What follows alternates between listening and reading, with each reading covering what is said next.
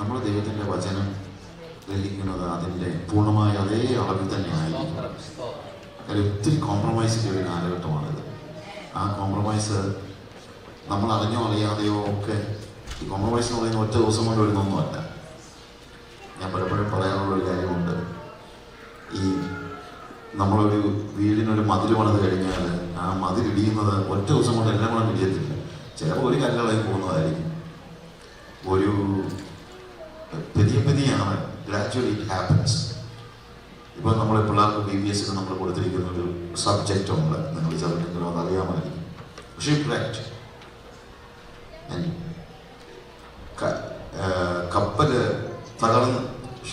കപ്പലിന് തകർച്ച ഉണ്ടായിക്കഴിഞ്ഞാൽ റെസ്ക്യൂഡ് ബൈ ജീസസ്, നല്ല സബ്ജക്റ്റാണ്.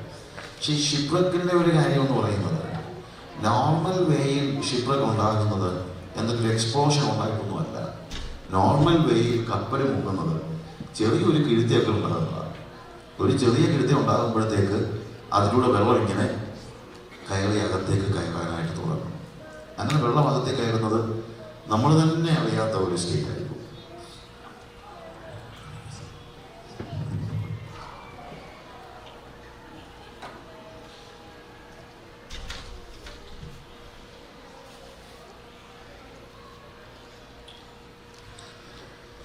അപ്പം നമ്മൾ ഈ കപ്പലിനെ രക്ഷിക്കാനുള്ള മാർഗം എന്ന് വെച്ച് കഴിഞ്ഞാൽ, ഇതെല്ലാം കുറച്ച് പഴയതായിപ്പോയി, അതുകൊണ്ട് നമുക്ക് നന്നായിട്ടൊരു പെയിൻ്റ് അടിക്കാമെന്ന് ചിന്തിക്കുന്നതല്ല. മുങ്ങുന്ന കപ്പലിന് പെയിൻ്റ് അടിച്ചിട്ട് കാര്യമില്ല. മുങ്ങുന്ന കപ്പലിന് രക്ഷപ്പെടണമെങ്കിൽ ഇതിനകത്ത് കയറിയ വെള്ളം മുഴുവൻ പുറത്ത് കളയണം. അല്ലാതെ ഈ കപ്പൽ ഒരിക്കലും നിങ്ങൾ ഉദ്ദേശിക്കുന്നത് പോലെ, ഇപ്പം നമുക്ക് പറ്റുന്നൊരു പ്രശ്നം ഇതാണ്, കപ്പൽ മുങ്ങിക്കൊണ്ടിരിക്കും. നമ്മൾ പറയുന്നത് അത് എല്ലാവർക്കും അട്രാക്റ്റീവായിട്ട് ഈ ചർച്ച കൊണ്ടുപോകണം. ഇപ്പോൾ പൊതുവെ ഉള്ളൊരു ആളുകളുടെ ചിന്തയാണ്, പിള്ളേർക്കെല്ലാം ഇഷ്ടപ്പെടുന്ന രീതിയിൽ കൊണ്ടുപോകണം, ലോകക്കാരായ ആളുകളെ കൂടെ ഇങ്ങോട്ട് വലിച്ച് കയറ്റണം, അതിന് അവർക്ക് ഇഷ്ടപ്പെടുന്ന എൻ്റർടൈൻമെൻ്റ് ഒക്കെ നമ്മൾ കൊടുക്കണം എന്ന് പറയുന്നത് മുങ്ങുന്ന കപ്പലിനെ പെയിൻ്റ് അടിക്കുന്ന പോലെ ഉള്ളൂ. അതല്ല നമുക്ക് ആവശ്യമായിരിക്കുന്നത്. ലോകം നമ്മുടെ ഉള്ളിലേക്ക് പ്രവേശിച്ചിരിക്കുന്നെങ്കിൽ നമ്മുടെ കപ്പൽ മുങ്ങാതിരിക്കാനുള്ള ഏക മാർഗം അകത്ത് കയറിയ ലോകത്തെ പുറത്ത് ചാടിച്ചു കളയണം. ഞാൻ ആദ്യം തന്നെ ഡയറക്റ്റാക്കി കാര്യങ്ങൾ പറയുന്നതിൻ്റെ ഒരു മറ്റൊന്നും കൊണ്ടല്ല, ഒത്തിരി മറച്ചു വെച്ചോ ഒത്തിരി കാര്യങ്ങൾ പറഞ്ഞിട്ട് കാര്യമൊന്നുമില്ല. We need to be very straight forward. That's what I have learned in my life. Instead of, I always tell people that I'm not an entertainer. Most of the time, ഇപ്പം നമ്മൾ പറയും എൻ്റർടൈൻമെൻറ്റിന് വേണ്ടി പിള്ളേർ പാട്ടൊക്കെ തുടങ്ങും. പാട്ട് മാത്രമൊന്നുമല്ല ഇന്ന് എൻ്റർടൈൻമെൻറ്റ്, ഇത് വന്ന് പ്രസംഗവും എൻ്റർടൈൻമെൻ്റ് ആയിരിക്കണം. എല്ലാവർക്കും ഇഷ്ടപ്പെടുന്ന പ്രസംഗം, എല്ലാവർക്കും രസിക്കുന്ന ഒരു പ്രസംഗം, കുറച്ച് തമാശ പറയുന്ന പ്രസംഗങ്ങൾ. തമാശ പറയരുതെന്ന് ഞാൻ പറയുന്നില്ല, ആൾക്കാർ അതൊന്നും ഒന്നുള്ളതല്ല. പക്ഷെ തമാശയ്ക്കല്ല നമ്മൾ പ്രസംഗിക്കുന്നത്. നമ്മൾ പ്രസംഗിക്കുന്നത് ദൈവദാസൻ ആവർത്തിച്ചതുപോലെ രൂപാന്തരീകരണത്തിന് വേണ്ടിയാണ്. നമുക്ക് രൂപാന്തരം ഉണ്ടാകും. കർത്താവ് പറഞ്ഞത്, നീ ഏതിൽ നിന്ന് വീണിരിക്കുന്നു എന്ന് അറിഞ്ഞ്, അപ്പൊ വീണെന്നെങ്കിലും അറിയണം. ഇന്നത്തെ പ്രശ്നം വീണെന്ന് പോലും നമ്മൾ സമ്മതിക്കത്തില്ല, പിന്നല്ല ഏതിൽ നിന്ന് വീണെന്ന് പറയുന്നത്. നമ്മുടെ പ്രോബ്ലം ഇതാണ്. നമ്മൾ പറയുന്നത്, ഞാൻ ലവോദിക്ക സഭയുടെ തനിപ്പകർപ്പാണ് ഇന്ന് മലയാളി പെന്തിക്കോസ്ത് സഭ. നമ്മൾ പറയുന്നു, ഞാൻ സമ്പന്നൻ, എനിക്ക് ഒന്നിനും മുട്ടില്ല. ഇതാണ് നമ്മൾ പറയുന്നത്. കർത്താവ് ഞങ്ങളെ സഹായിച്ചു, ഞങ്ങൾക്ക് ഒന്നിനും മുട്ടില്ല. എന്തോ മുട്ടില്ലെന്ന്, കുറച്ച് കാശ് കിട്ടിയതാണ് നിങ്ങൾ ഈ പറയുന്നതല്ല. അത് കർത്താവ് തന്നു. കർത്താവിൻ്റെ കരുണമുണ്ട്. നമ്മൾ കഷ്ടപ്പെട്ട് കഴിഞ്ഞപ്പോൾ കർത്താവ് നമ്മളെ സഹായിച്ചു. അത് കർത്താവ് സഹായിക്കുന്നു. അതിനകത്ത് അത് കർത്താവ് സഹായിക്കും. കർത്താവ് അല്ലാതെ സഹായിക്കായിരിക്കും. കർത്താവ് നമ്മളെ സഹായിച്ചു. അതിന് നമ്മൾ നന്ദിയുള്ളവരായിരിക്കണം. അതിന് നന്ദി പറയണ്ടെന്ന് ഞാൻ പറയുന്നില്ല. We need to be thankful to God for all the things that God has done in our life. But ഒരു കാര്യം മനസ്സിലാക്കണം, ദൈവം ഒരു കരുണയുള്ള ദൈവമാണ്. അവൻ ഈ കരുണ പെന്തിക്കോസ്തുകാരോട് മാത്രമൊന്നുമല്ല കാണിച്ചിട്ടുള്ളത്. അമേരിക്കയുടെ കാര്യം തന്നെ എടുക്കുക. അമേരിക്കയിൽ കുടിയേറിയ പെന്തിക്കോസ്തുകാരെ മാത്രമാണോ ദൈവം സഹായിച്ചിട്ടുള്ളത്? ആണോ? അല്ല. കേരളത്തിലെ കാര്യം എടുത്തുകൊള്ളുക, ഇന്ത്യയിലെ കാര്യം എടുത്തുകൊള്ളുക, ലോകത്തിലെ കാര്യം എടുക്കുക. ഏറ്റവും കൂടുതൽ കാശുള്ളത് എന്നാണ് പെന്തിക്കോസ്തുകാർ. പണമാണ് ഇതിന്റെ മാനദണ്ഡമെങ്കിൽ നമ്മളെക്കാൾ അനുഗ്രഹിക്കപ്പെട്ടത് യൂസഫ് അലിയും ഒക്കെയാ, ഇല്ലേ? അന്യദൈവങ്ങളെ ആരാധിക്കുന്നതിൻ്റെ കാള് അമേരിക്കയിലെ ഏറ്റവും നല്ല കാള് നമ്മളിലൊന്നും അല്ലല്ലോ. നമ്മളതിനേക്കാൾ ബെറ്ററായിട്ടുള്ള എത്രയോ കാള് ഈ ദൈവമില്ലാത്തവരുടെ കയ്യിലുണ്ട്. ഒരു കാളാണ് അനുഗ്രഹത്തിന്റെ ഒന്നോ ഒമ്പോ കാളാണ് ഒരു അനുഗ്രഹത്തിന്റെ കാരണമെങ്കിൽ, അല്ലെങ്കിൽ അതിന്റെ ക്രൈറ്റീരിയ എങ്കിൽ നമ്മളെക്കാൾ അനുഗ്രഹിക്കപ്പെട്ടത് ദൈവത്തെ വിളിക്കാത്തവരാണ്. അതുകൊണ്ട് അതല്ല, എന്താണ് നമ്മളെ വ്യത്യസ്തരാക്കുന്നത്? That's a big question. എന്താണ് നമ്മളെ വ്യത്യസ്തരാക്കുന്നത് എന്ന് നമ്മൾ ആലോചിക്കണം. അതൊരു വളരെ പ്രസക്തമായ ഒരു ചോദ്യമാണ്. നമ്മളെ വ്യത്യസ്തരാക്കുന്നത് എന്താണ് എന്നുള്ളത്. നമ്മൾ പുറപ്പാട് പുസ്തകം വായിക്കുമ്പോൾ, ഞാൻ പറയാൻ ഉദ്ദേശിക്കുന്ന കാര്യത്തിലേക്ക് വരുന്നതിന് മുമ്പ് ഈ ചില കാര്യങ്ങളൊക്കെ ഡയറക്റ്റായിട്ട് ആദ്യമൊക്കെ പറഞ്ഞതേ പറ്റുള്ളൂ. ഒരു സബ്ജക്റ്റ് വൈസ് പഠിച്ചു പോകും. എനിക്ക് സബ്ജക്റ്റ് വൈസ് പഠിപ്പിക്കാൻ ബുദ്ധിമുട്ടൊന്നുമില്ല. പക്ഷേ സബ്ജക്റ്റ് വൈസ് പഠിച്ചു പോകുന്നതിനേക്കാൾ അത്യാവശ്യമായിട്ട് ചില കാര്യങ്ങളിൽ നമുക്കൊരു രൂപാന്തരം ഉണ്ടാകണമെങ്കിൽ ചില കാര്യങ്ങൾ പറഞ്ഞേ പറ്റുകയുള്ളൂ. അതെന്താണെന്ന് വെച്ച് കഴിഞ്ഞാൽ നമുക്കൊരു രൂപാന്തരം ഉണ്ടാകാൻ വേണ്ടിയാണ്. അതുപോലെ ഞാൻ പറയുന്നതെല്ലാം ചെല്ലുന്നത് തന്നെ പറഞ്ഞൊരു കാര്യമുണ്ട്.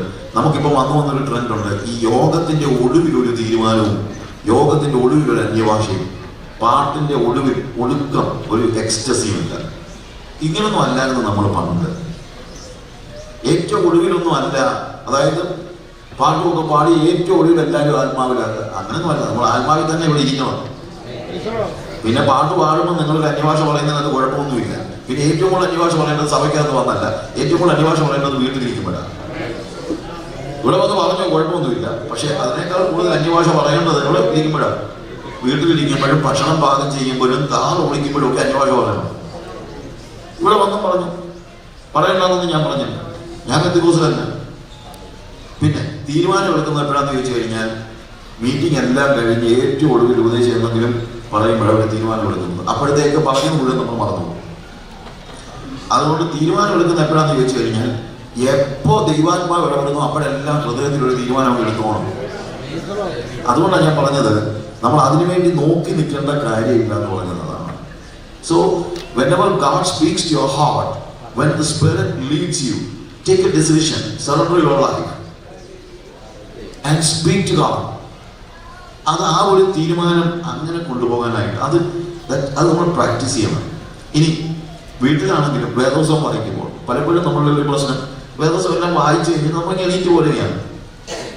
അതല്ല വേദോത്സവമായില്ല. വേദോത്സവം വായിക്കുമ്പോൾ കർത്താവ് നമ്മളോട് സംസാരിക്കണം. നമ്മളോട് കർത്താവ് സംസാരിക്കുമ്പോൾ നമ്മൾ അതനുസരിച്ച് ഒരു തീരുമാനം എടുക്കണം. ദൈവം നമ്മളോട് സംസാരിച്ചതിന്റെ അടിസ്ഥാനത്തിൽ നമ്മളെ തന്നെ സമർപ്പിക്കണം. ഇതൊക്കെ ഓരോ ദിവസമുള്ള പ്രാർത്ഥനയിൽ നടക്കേണ്ട കാര്യമാണ്. ഇതെന്ന് പറഞ്ഞു കഴിഞ്ഞാൽ എല്ലാം കാഷ്വൽ ആയിട്ട് നമ്മൾ പ്രാർത്ഥിക്കുന്ന വീട് തന്നെ കുറവായി ഇപ്പം വന്നു അല്ലേ? വേദോത്സവം വായിക്കുന്ന പിള്ളേരും വലിയവരും കുറഞ്ഞു വരിക, പാസന്മാർ തന്നെ കുറഞ്ഞു വരിക. വേദോത്സവം വായിക്കും. ഞാൻ ആഫ്രിക്കൻ ആണെന്ന് ഞാൻ ഓർമ്മിച്ചത്.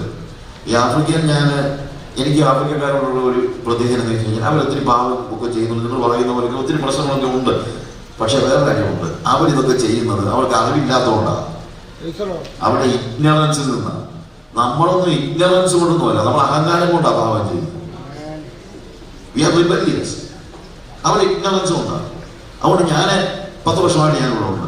പഠിപ്പിക്കുമ്പോഴൊക്കെ എനിക്കറിയാം ഓരോ പ്രാവശ്യവും ദൈവത്തിന്റെ വചനം മനസ്സിലാക്കുമ്പോഴത്തേക്ക് അവരുടെ അനുതാപം എപ്പോഴാണ് മനസ്സിലാകുന്നത് ഇവർ ഇഗ്നറൻസിൽ നിന്നാണിത് അവർ ചെയ്തുകൊണ്ടിരുന്നത്. അതുകൊണ്ട് ഞാൻ പറഞ്ഞത് അവിടെ ഞാൻ എപ്പോഴും പഠിപ്പിക്കുന്ന ഒരു കാര്യമാണ്, you need to read your Bible and meditate the scripture. അത് ധ്യാനിക്കുക. ഇല്ലേ? അവന്റെ വചനത്തെ വായിക്കുക മാത്രമല്ല, അവന്റെ വചനത്തെ രാപകൽ ധ്യാനിക്കുന്ന മനുഷ്യൻ ഭാഗ്യമാണ്. ധ്യാനിക്കുക, അത് രസിക്കുക. അപ്പോൾ നമ്മളൊരു തീരുമാനം എടുക്കാൻ കർത്താവ് നമ്മളെ പ്രേരിപ്പിക്കുന്നത്, അല്ലെങ്കിൽ നമ്മൾ എപ്പോഴും തീരുമാനം എടുക്കുന്നത് ദൈവം നമ്മളോട് സംസാരിക്കുമ്പോഴാണ്. ദൈവം നമ്മളോട് സംസാരിക്കുന്നത് എപ്പോഴാണ്? when we read the Bible, when we meditate the scripture, when we hear from the word of God. ഒരു ദൈവദാസൻ നിങ്ങൾ കേൾക്കുന്നു, അത് ഞാനോ ആരോ ആയിക്കോട്ടെ, പറയുന്ന ആളല്ല ഇന്നത്തെ പ്രസക്തമായ വിഷയം. എന്താണ് പറയുന്നത്? ദൈവത്തിന്റെ വചനം. അത് കേൾക്കുമ്പോൾ നമ്മളൊരു തീരുമാനം എടുക്കണം, രൂപാന്തരം ഉണ്ടാകണം. അങ്ങനെ ഒരു രൂപാന്തരം ഉണ്ടാകാനായി 3 ദിവസത്തെ ക്ലാസ് നമ്മൾ പ്ലാൻ ചെയ്യുന്നത്. അത് വേറെ ഒന്നുമല്ല, നമുക്കൊരു രൂപാന്തരം ഉണ്ടാകണം. അല്ലാതെ വേറെ മറ്റു കാര്യങ്ങൾക്കകത്ത് അർത്ഥമില്ല. അപ്പോൾ നമ്മളെ വ്യത്യസ്തരാക്കുന്നത്, ഞാൻ പറഞ്ഞു, നമ്മളെ വ്യത്യസ്തരാക്കുന്ന ഒരു കാര്യത്തിനും വ്യത്യസ്തരാക്കുന്നത് എന്താണ് എന്നുള്ളത് നമ്മൾ മനസ്സിലാക്കിയേ പറ്റുള്ളൂ. അങ്ങനെ ദൈവം നമ്മളോട് ഇടപെടുന്നതായ ഓരോ കാര്യങ്ങളിലും ദൈവം നമ്മൾ തന്നെ ദൈവത്തോട് നമ്മൾ ഇടപെടുമ്പോൾ നമ്മളെ വ്യത്യസ്തരാക്കുന്നത് പണമല്ല എന്നുള്ളത് നമ്മൾ മനസ്സിലാക്കണം. അത് നമ്മുടെ ഒരു തെറ്റിദ്ധാരണയാണ്. നമ്മളെ വ്യത്യസ്തരാകുന്ന ഒരു പൊസിഷനുമല്ല. നമ്മളെക്കാൾ വലിയ പൊസിഷനില്ല ഈ ലോകക്കാരെല്ലാവരും ഇരിക്കുന്നത്. നമ്മളെക്കാൾ പണമുള്ളവരാണ് ലോകക്കാര്. നമ്മളിൽ മിക്കവരെക്കാളും ആരോഗ്യമുള്ളവരാണ് മറ്റുള്ളവർ. അപ്പൊ ഇതൊന്നും അല്ല നമ്മളെ വ്യത്യസ്തരാക്കുന്നത് എന്നുള്ളത് നമ്മൾ തിരിച്ചറിഞ്ഞാലേ പറ്റുള്ളൂ. അതുകൊണ്ട് ഇപ്പം മോസസ് ആണെങ്കിലും ദൈവത്തിന്റെ സന്നിധിയിൽ മോശ ദൈവത്തോട് സംസാരിക്കുന്നത് ഒരു ഭാഗം നമ്മൾ പുറപ്പാട് ദിവസം 33-ാം അധ്യായം, ആ ഭാഗമല്ല ഞാൻ പഠിക്കാൻ ഉദ്ദേശിക്കുന്നത്. എങ്കിലും നമ്മുടെ വ്യത്യസ്തത മനസ്സിലാക്കാൻ വേണ്ടി ഞാൻ പറയുന്ന ഒരു കാര്യം, നമുക്കറിയാമല്ലോ 32-ാം അധ്യായത്തിൽ നമ്മൾ കാണുന്നത് ഇസ്രായേൽ ജനത 32-ാം അധ്യായത്തിൽ മോശ എവിടെ ഇരിക്കുകയാണ്? സീനായി പർവ്വതത്തിൽ കർത്താവിന്റെ അടുക്കലിരിക്കുകയാണ്. ദൈവത്തിന്റെ വചന കൽപ്പലകകളിൽ എഴുതി തന്നിരിക്കുന്നതായ കാര്യമാണ് നമ്മൾ കാണുന്നത്. അങ്ങനെ ദൈവത്തിന്റെ കൽപ്പലക എഴുതി തന്നിരിക്കുന്ന ആ കൽപ്പനയുമായിട്ട് താഴോട്ട് ഇറങ്ങി വരുമ്പോഴത്തേക്ക് ഈ കൽപ്പന എഴുതിയിരിക്കുന്നത് ലഭിച്ചെടുക്കില്ല. നിയമം കൈ കിട്ടുന്നതിന് മുമ്പ് തന്നെ ഇവരെന്ത് ചെയ്തു? നിയമം തെറ്റിച്ചു കളഞ്ഞു. വിഗ്രഹങ്ങൾ ഉണ്ടാക്കരുത് എന്ന് പറഞ്ഞ ഒരു വിഗ്രഹം ഉണ്ടാക്കി. വിഗ്രഹം ഉണ്ടാക്കിയത് തന്നെയല്ല, ഞാനല്ലാതെ അന്യദൈവങ്ങൾ നിനക്കുണ്ടാകരുത് എന്നുള്ളതാണല്ലോ അവിടുത്തെ ഒന്നാമത്തെ കാര്യം എന്ന് പറയുന്നത്. ആ കാര്യം തന്നെ അവിടെ തെറ്റിക്കുകയാണ്, ഉടനെ തന്നെ തെറ്റിക്കുകയാണ്, ഇല്ലേ? അപ്പോൾ അവര് പറയുന്നത് ഞങ്ങൾക്ക് മുമ്പായി നടക്കേണ്ടതിന് ഞങ്ങൾക്ക് ഒരു ദൈവത്തെ ഉണ്ടാക്കി തരിക. ഞങ്ങൾക്ക് മുമ്പായി നടക്കേണ്ടതിന് ഞങ്ങൾക്ക് ഒരു ദൈവത്തെ ഉണ്ടാക്കി തരിക. അപ്പൊ അഹരോൻ എന്ത് ചെയ്തു? ആ ജനത്തിന്റെ പ്രഷർ കൊണ്ട് നമ്മളൊരു കാര്യം മനസ്സിലാക്കണം, നേതാക്കന്മാർക്ക് തെറ്റുപറ്റാം. അഹരോൻ ഒരു കള്ളനൊന്നുമല്ല, വളരെ ആത്മാർത്ഥതയോടെ ദൈവത്തെ സേവിക്കുന്ന ഒരു ദൈവദാസനാണ്. പക്ഷേ ജനങ്ങളുടെ പ്രഷർ കൊണ്ട് ദൈവദാസൻ തെറ്റിപ്പോയി. എനിക്ക് ചിലപ്പോഴൊക്കെ തോന്നാറുണ്ട്, ദൈവദാസന്മാരെ അനുകരിച്ചെന്ന് പറയല്ല, ജനങ്ങളുടെ പ്രഷർ കൊണ്ട് ദൈവദാസന്മാരെ തെറ്റുന്നത് ഞാൻ ഒത്തിരി കണ്ടിട്ടുണ്ട്. അതിനോട് പറ്റിയതുപോലുള്ള ഒരു പ്രോബ്ലമാണ്. അതുണ്ടാകാൻ പാടില്ല, പക്ഷെ ചിലപ്പോൾ അങ്ങനെ സംഭവിക്കും. അതിനോട് സംഭവിച്ചതുപോലെ സംഭവിക്കാൻ സാധ്യതയുണ്ട്. അതുകൊണ്ട് ദൈവത്തിൽ നിന്ന് കൽപ്പന വാങ്ങിക്കുന്ന ആ കൽപ്പനയാണ് അല്ലെങ്കിൽ ന്യായപ്രമാണമാണ് വലുത്, അല്ലാതെ ജനങ്ങൾ എന്തോ പറയുന്നു എന്നുള്ളതല്ല. അതുകൊണ്ട് ഇതെല്ലാം കണ്ടതാണ് ദൈവത്തിൽ നിന്നുള്ള ന്യായപ്രമാണം.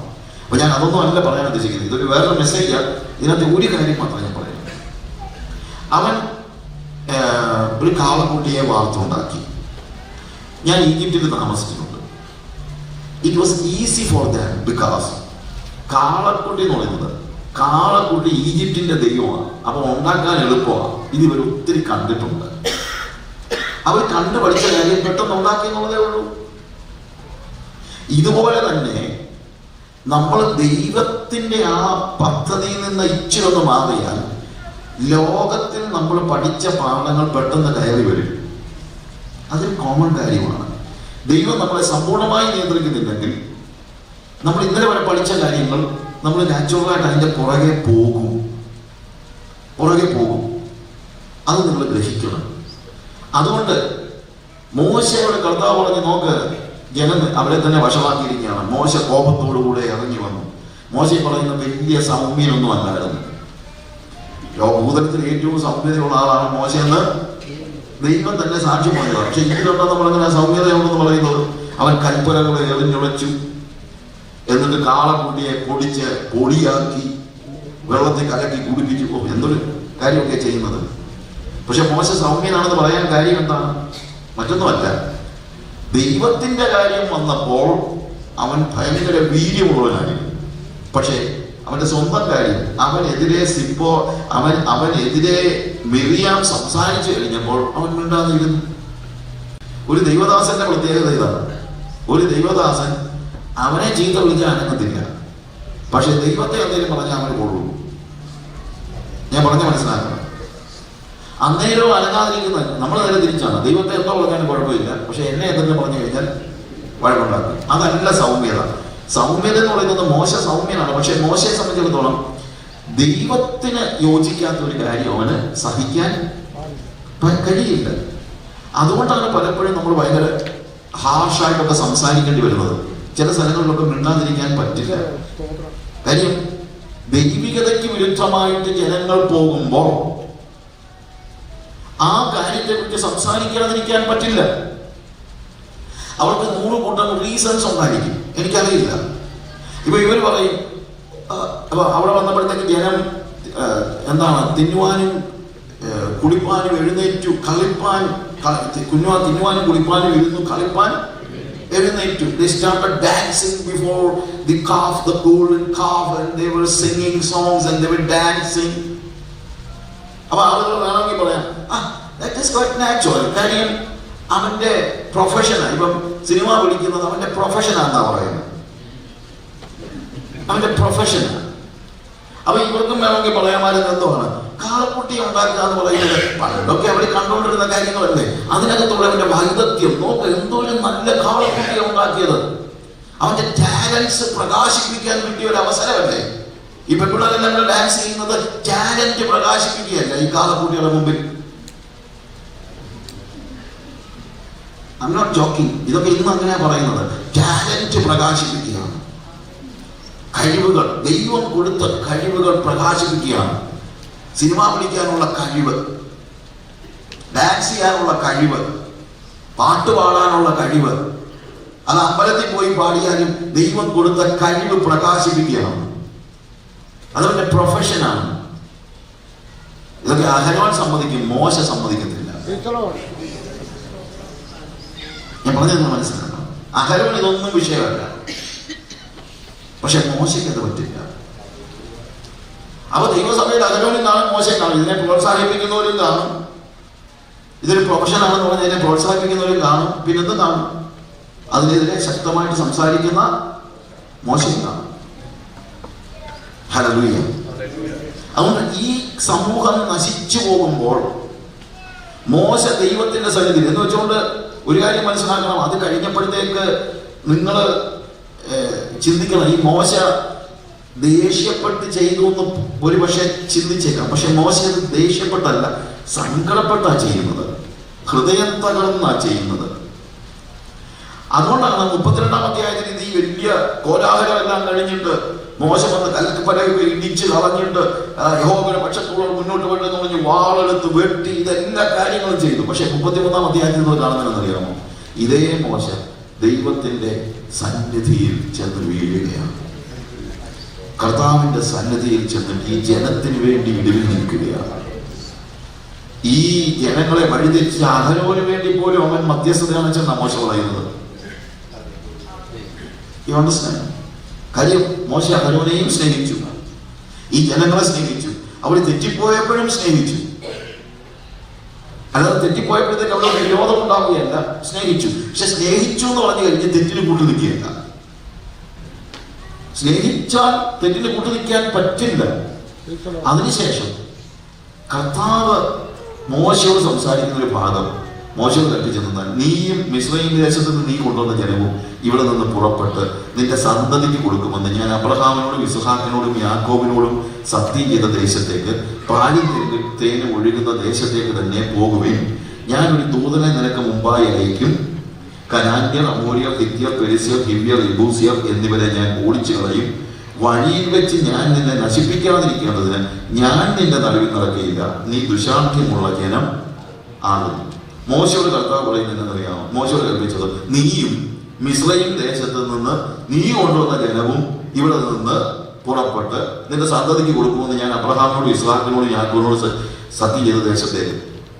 ഞാനിത് വായിച്ചപ്പോൾ വെറുതെ പോയി. എന്താണെന്ന് വെച്ച് കഴിഞ്ഞാൽ, ഒന്നാമത്തെ കാര്യം ദൈവം പറയുന്ന കാര്യം ഇതിനകത്ത് എന്ത് ഒരു സാങ്കത്യം. കർത്താവ് പറയാണ്, എടാ നീ മിസ്രയീം ദേശത്ത് നിന്ന് കൊണ്ടുവന്ന ജനവും. മോശയാണോ ഇവരെ കൊണ്ടുവന്നത്? ആണോ? മോശമാണോ കൊണ്ടുവന്നത്? ആണോ? അല്ല. ആരാ കൊണ്ടുവന്നത്? ദൈവം, യഹോവയാണ് കൊണ്ടുവന്നത്. യഹോവ പറഞ്ഞത് ഞാൻ ആ ജനത്തെ വിടുവിച്ചുകൊണ്ട് വന്നു എന്നാണ് അതിനെ പറഞ്ഞത്. ദൈവം ചെയ്ത പ്രവൃത്തിയാണ്. പക്ഷെ ദൈവമാണ് കൊണ്ടുവന്നതെന്ന് ദൈവത്തിനും അറിയാം, മോശയ്ക്കും അറിയാം. മോശ പറയുകയാണ്, മോശ വിളിപ്പോൾ ദൈവം പറയാം, നീ കൊണ്ടുവന്ന ജനത്തെ നീ കൊണ്ടുപോകണം. എന്നാ അതിന്റെ കാര്യം അറിയാമോ?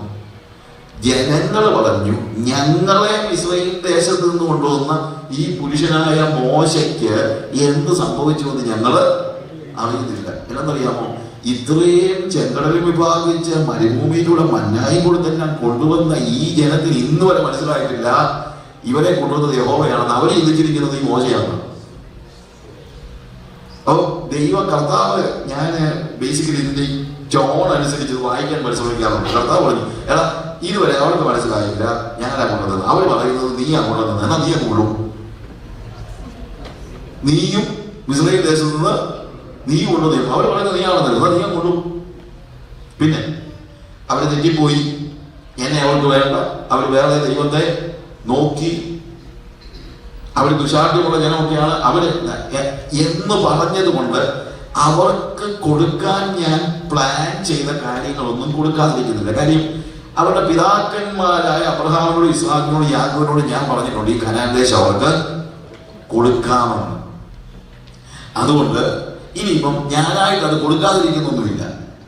അവരെന്നെ വിട്ടേച്ച് കാളക്കുട്ടികളെ പുറകെ പോയാലും ഞാൻ എന്ത് ചെയ്തേക്കാം? ഈ കനാൻ ദേശമൊക്കെ ഇവർക്ക് അങ്ങ് കൊടുത്തേക്കാം. അതിന്റെ ഫെർട്ടിലിറ്റിയും കുറയ്ക്കുന്നില്ല. പാലും തേനും ഒഴുകുന്ന ദേശത്തേക്ക് തന്നെ പോയി നോക്ക്. എന്നെ ഈ ജനം ഉപേക്ഷിച്ചത് കൊണ്ട് അവർക്ക് കൊടുക്കാമെന്ന് പറഞ്ഞതൊന്നും ഞാൻ കൊടുക്കാതിരിക്കുന്നില്ല. ഞാൻ പറയുന്നത് നിങ്ങൾ ഗ്രഹിക്കണം. വളരെ പ്രസക്തമായ ഒരു കാര്യമാണ്. പ്രത്യേകിച്ച് നമ്മൾ പറയുന്ന പല സാക്ഷ്യങ്ങൾക്കും ഇടിവ് തട്ടുകയാണ്.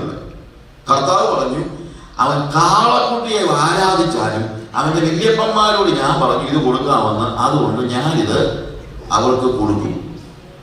പിന്നെ അവർ പോയി അവിടെ യുദ്ധം ചെയ്യാനൊക്കെയാണ് ഞാൻ പ്ലാൻ ചെയ്തത്. പക്ഷെ അതും വേണ്ട, ഇനി അവന്മാർ യുദ്ധം ചെയ്തൊന്നും വേണ്ട, ഒന്നും വേണ്ട.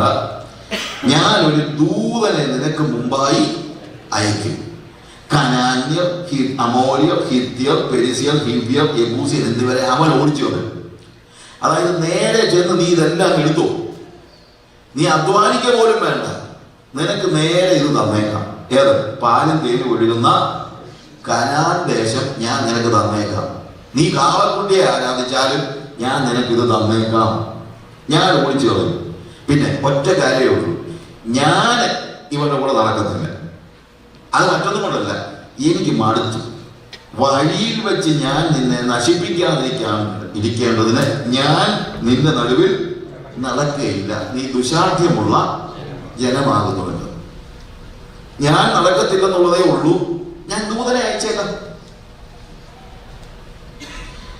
നമ്മൾ ഈ വാക്കുകൾ കേൾക്കുകയാണെങ്കിൽ ഞാൻ ആലോചിച്ചിട്ടുണ്ട്, നമ്മൾ എങ്ങനെയായിരിക്കും പറയുന്നത്? ഓ, ദൈവം എത്ര കരുണയുള്ളവൻ. നമ്മൾ കാളക്കുട്ടി ആരാധിച്ചിട്ട് പോലും നന്മ മുടക്കിയില്ല കേട്ടോ. പ്രവാചകന്റെ ഭാഷ പറഞ്ഞാൽ നന്മ മുടക്കിയില്ല. നമ്മുടെ പിള്ളേരെല്ലാം സിനിമയ്ക്ക് പോയാലും സോഷ്യൽ ഡ്രിങ്കിങ് എന്നും പറഞ്ഞുകൊണ്ട് കള്ളു കുടിച്ചാലും വ്യഭിചാരം ചെയ്താലും ദൈവം എന്ത് ചെയ്തില്ല? നമ്മളെ നന്മ മുടക്കിയില്ല. പിള്ളേർക്ക് കള്ളു കുടിക്കാം, പിള്ളേർക്ക് ഡാൻസ് ചെയ്യാം, പിള്ളേർക്ക് പബ്ബിൽ പോകാം, പിള്ളേർക്ക് ലൗകികമായിട്ട് ജീവിക്കാം. നിങ്ങളും അതിന്റെ പുറകെ പോകും. എല്ലാം പോയാലും ദൈവം ഞങ്ങളുടെ നന്മ മുടക്കിയില്ല. അവൻ എത്ര വിശ്വാസം. അവൻ വന്നില്ലെന്നല്ല ഉള്ളോ, ദൂതനെ അയച്ചേക്കുക. ഞങ്ങളെ കൂടെ നടന്ന് ഞങ്ങൾക്ക് ഇതെല്ലാം തരാനായിട്ട് ആരെ അയച്ചിട്ടുണ്ട്? ദൂതനെ അയച്ചിട്ടുണ്ട്. ഓ, എത്ര വലിയവനായ ദൈവം. അതിന്റെ പേരിൽ സഭായോഗത്തിന് സാക്ഷി പറയും. നമ്മളെക്കാളൊക്കെ എന്തോരം നല്ല മനുഷ്യരായിരുന്നു ഈ കാളക്കുട്ടിയെ ആരാധിച്ച ഇസ്രായേൽ മക്കളെന്ന് ഞാൻ ആലോചിച്ചു. ഇസ്രായേൽ മക്കൾ ഇത് കേട്ടപ്പോൾ പറഞ്ഞ വാക്കെന്നറിയാമോ? ദോഷകരമായ ഈ വചനം കേട്ടപ്പോൾ ജനം ദുഃഖിച്ചു, ആരും തന്റെ ആഭരണം ധരിച്ചതുമില്ല. ദോഷകരമായ ഈ വചനം കേട്ടപ്പോൾ, ഈ വചനം ദോഷകരമായ വചനമാണെന്ന് അതായത് ഞാൻ നിങ്ങളുടെ കൂടെ പോരത്തില്ല എന്ന് പറഞ്ഞ വചനം ദോഷകരമായ വചനമാണെന്ന് കാളക്കുട്ടിയെ ആരാധിച്ച ഇസ്രായേൽ മക്കൾക്ക് വരെ അറിയാമായിരുന്നു. മലയാളി പെന്തിക്കോസുകാരൻ അറിയത്തില്ല. അവൻ പറയുന്നത് ദൈവം നന്മ മുടക്കിയില്ലെന്നാണ്. നന്മ മുടക്കിയില്ലെന്ന്. അതിനുശേഷം എന്താണ്? അതുകൊണ്ട് ഞാൻ നിന്നോട് എന്ത് ചെയ്യണമെന്ന് അറിയുമ്പോൾ നിന്റെ ആവരണം നീക്കിക്കളയുക എന്ന് ഇസ്രായേൽ മക്കളോട് പറയുക എന്ന് മോശയോട് കൽപ്പിച്ചു. നീ ദുശാഠ്യമുള്ള ജനമാകുന്നു, ഞാൻ ഒരു നിമിഷ നേരം നിന്റെ നടുവിൽ നടന്ന് നിന്നെ സംഹരിച്ചു കളയും. അങ്ങനെ ഹോരേബ് പർവ്വതത്തിൽ തുടങ്ങി ഇസ്രായേൽ മക്കൾ ആഭരണം ധരിച്ചതുമില്ല. ബേസിക്കലി അതിന്റെ റീസൺ എന്ന് പറയുന്നത് ഈ ആഭരണങ്ങളിലെല്ലാം ഈജിപ്തിലെ ദൈവങ്ങളാണ്. ഈജിപ്തിലെ ദൈവങ്ങളാണ്. അപ്പൊ ഈജിപ്റ്റ് കയറി കിടക്കുന്ന ഈ ജനത മാനസാന്തരം ഉണ്ടായിട്ട് ഈജിപ്തിന്റെ സകലതും അവരുടെ ജീവിതത്തിൽ നിന്ന് നീക്കിക്കളയാൻ പരിശ്രമിച്ചു. നമ്മൾ കൂടുതൽ ഈജിപ്തിനെ കയറ്റുകയാണ് സഭയിൽ. നമ്മൾ ഈജിപ്തിനെ ഒഴിവാക്കുകയല്ല, നമ്മൾ എന്ത് ചെയ്യാണ്? ഈജിപ്തിനെ സഭയിൽ കയറ്റുകയാണ്. കുറച്ച് ഈജിപ്ഷ്യൻസ് കൂടെ വന്നോട്ടെന്ന്, കുറച്ച് ലോകക്കാരൂടെ വന്നോട്ടെ, അവരെയൊക്കെ ആകർഷിക്കണമെങ്കിൽ ബ്രദറെ നിങ്ങൾ പറയുന്നത് പോലെ ഒന്നും പറ്റത്തൊന്നുമില്ല. നിങ്ങൾ പറയുന്ന പോലെ ഞങ്ങളെപ്പോലുള്ള വല്ല ഉപദേശമാരും വന്നു കഴിഞ്ഞാൽ നിങ്ങൾ പിള്ളേർ വരത്തില്ലല്ലോ, ഒറ്റ വർണ്ണം വരുമോ? നിങ്ങൾ പിന്നെ മലയാളം കേൾക്കാനുള്ള രസത്തിൽ ഇവിടെ വന്ന് കുറച്ച് പേര് ബുദ്ധിയിരിക്കും എന്നുള്ളതല്ലാതെ നിങ്ങൾ പിള്ളേരെ ഞാൻ കിട്ടത്തില്ലല്ലോ. ഇല്ലല്ലോ. നിങ്ങൾ പിള്ളേർക്ക് ഇംഗ്ലീഷ് അറിയത്തില്ലെന്നാ, മലയാളം അറിയത്തില്ലെന്നാ നിങ്ങൾ പറയുന്നത്. സത്യം അതല്ല, നിങ്ങൾക്ക് ഇംഗ്ലീഷ് അറിയത്തില്ല, അത്രേ ഉള്ളു കാര്യം. ഇവിടെ വന്ന് പ്രസംഗിക്കുന്ന ആർക്കും ഇംഗ്ലീഷ് അറിയത്തില്ലെന്നാ നിങ്ങൾ പറയുന്നത്. നിങ്ങളായി പിള്ളേരെ നശിപ്പിച്ചത് മുഴുവൻ. നിങ്ങളുടെ പിള്ളേർക്കൊക്കെ അതിന് ഒന്നാന്തരം മലയാളം അറിയാൻ വയ്യ എങ്കിൽ അതിന്റെ കുറ്റക്കാര് നിങ്ങൾ തന്നെയാണ്. അവർ ഇംഗ്ലീഷ് പറയുന്നതിന് എനിക്ക് എതിരൊന്നുമില്ല. അത്യാവശ്യം ഇംഗ്ലീഷൊക്കെ ഞാനും പറയുന്ന ആളാണ്. അതുകൊണ്ടാണ് ഞാൻ പറഞ്ഞത്. അത്യാവശ്യം ഇംഗ്ലീഷ് പറഞ്ഞു കഴിഞ്ഞാൽ തീരെ കുറവൊന്നുമല്ല ഞാൻ പറഞ്ഞത്. അത് ഇതായിട്ട് പറഞ്ഞതല്ല. പക്ഷേ നിങ്ങൾ പറഞ്ഞ് മനസ്സിലാക്കിയിരിക്കുന്നതെന്ന് അറിയാമോ? നാട്ടിൽ എൻ്റെ കാര്യം പോട്ടെ, ഞാൻ പിന്നെ പല രാജ്യങ്ങളിൽ പോകുന്ന ആളാണ്. ചിലപ്പോൾ ഇംഗ്ലീഷിലാണ് എൻ്റെ മെസ്സേജസ് ഞാൻ കൂടുതൽ പ്രസംഗിക്കുന്നത്. അത് പോട്ടെ. നാട്ടിൽ നിന്നൊരു പാവം പിടിച്ച ഉപദേശം വന്നാലും അവരെ നിങ്ങളുടെ കുഞ്ഞുങ്ങൾ, അവരിൽ നിന്നുള്ള ഒരു വചനം കേൾക്കാൻ നിങ്ങളുടെ കുഞ്ഞുങ്ങൾക്ക് ചെവിയുണ്ടോ? നാട്ടിൽ നിന്നൊരു പാവപ്പെട്ട ഉപദേശം. ഞാൻ ഇന്ത്യക്ക് പുറത്തൊരു സ്ഥലത്ത് ചെന്ന് കഴിഞ്ഞപ്പോൾ, ഇതൊക്കെ പറയണമെന്ന് വെച്ച് പറഞ്ഞതല്ല, പക്ഷെ പറയാതിരിക്കുന്നത് ശരിയല്ല. ഒരു സ്ഥലത്ത് ചെന്ന് കഴിഞ്ഞപ്പോഴത്തേക്ക് ഉച്ചയ്ക്ക് ഉണ്ണാനായിട്ട് വീട്ടിൽ ചെന്ന് കഴിഞ്ഞപ്പോഴത്തേക്ക് അവിടുത്തെ ആൾ പറഞ്ഞു, സായിച്ചാൻ പഠിക്കുന്ന ഞങ്ങളുടെ പിള്ളേർക്കൊക്കെ ഇഷ്ടമാണ്, സായിച്ചാനാകുമ്പോൾ ഇംഗ്ലീഷ് പറയുമല്ലോ. അപ്പൊ ഞാൻ ചെറുക്കിനെ വിളിച്ചു, മോനെ എന്ന് ഞാൻ ചോദിച്ചു, മോനെ ഞാൻ ഇംഗ്ലീഷ് പറയുന്നത് കൊണ്ടാണോ നിനക്ക് എൻ്റെ പ്രസംഗം ഇഷ്ടമെന്ന് ചോദിച്ചു. അങ്ങനെയൊന്നും ഇല്ല എന്ന് പറഞ്ഞു. അവൻ നല്ല മലയാളത്തിലാണ് പറഞ്ഞത്. അപ്പൊ ഞാൻ ചോദിച്ചു, എൻ്റെ കാര്യം ഇവിടെ ഒരു പാവപ്പെട്ട ഉപദേശി, ഒന്നും അറിയാൻ വയ്യാത്തൊരു ഉപദേശി, ജനുവിനായിട്ട് കർത്താവിനെ സേവിക്കുന്ന ഒരു വ്യക്തി വന്ന പച്ച മലയാളത്തിൽ പ്രസംഗിച്ചാൽ നിനക്ക് ഇഷ്ടപ്പെടുമെന്ന് ചോദിച്ചു. അവൻ പറഞ്ഞു, അങ്കിളെ ജീവിതമുള്ള ഉപദേശിയാണെങ്കിൽ ഞാൻ കേൾക്കുന്നുണ്ട്. അപ്പൊ ഭാഷയല്ല വിഷയം, എന്താണ്? ജീവിതമാണ്. നിങ്ങളാണ് ഈ പിള്ളേരെ നശിപ്പിച്ചത് കൊണ്ട്. എന്നിട്ടും ഇംഗ്ലീഷ് പറയുന്നത് എനിക്ക് എതിരൊന്നുമല്ല. അത് that's not an issue at all. That's not an issue at all. Let them speak in English. I don't care, because when they live in this world, especially in this part of the country, they need to know the language. പിന്നെ വേറെ കാര്യമുണ്ട്, മലയാളം പറഞ്ഞതുകൊണ്ട് English മറന്നു പോകുന്നൊന്നുമില്ല, അല്ലെങ്കിൽ പഠിക്കാതിരിക്കത്തില്ല. നിങ്ങളുടെ പിള്ളേരൊക്കെ പുറത്തു പോയി അല്ലെങ്കിൽ സ്കൂളിൽ ചെല്ലുമ്പോഴത്തേക്ക് they all speak English, right? അതുകൊണ്ട് മാത്രം നിങ്ങൾ മലയാളം മറക്കണമെന്നില്ല. പിന്നെ ഈ പിള്ളേർ ഇംഗ്ലീഷേ പറയാമെന്ന് പറയുന്നത് എന്നാന്ന് ചോദിച്ചു കഴിഞ്ഞാൽ നിങ്ങൾക്ക് ഇംഗ്ലീഷ് പറയാൻ അറിയാൻ വയ്യാത്തതുകൊണ്ടാണ്.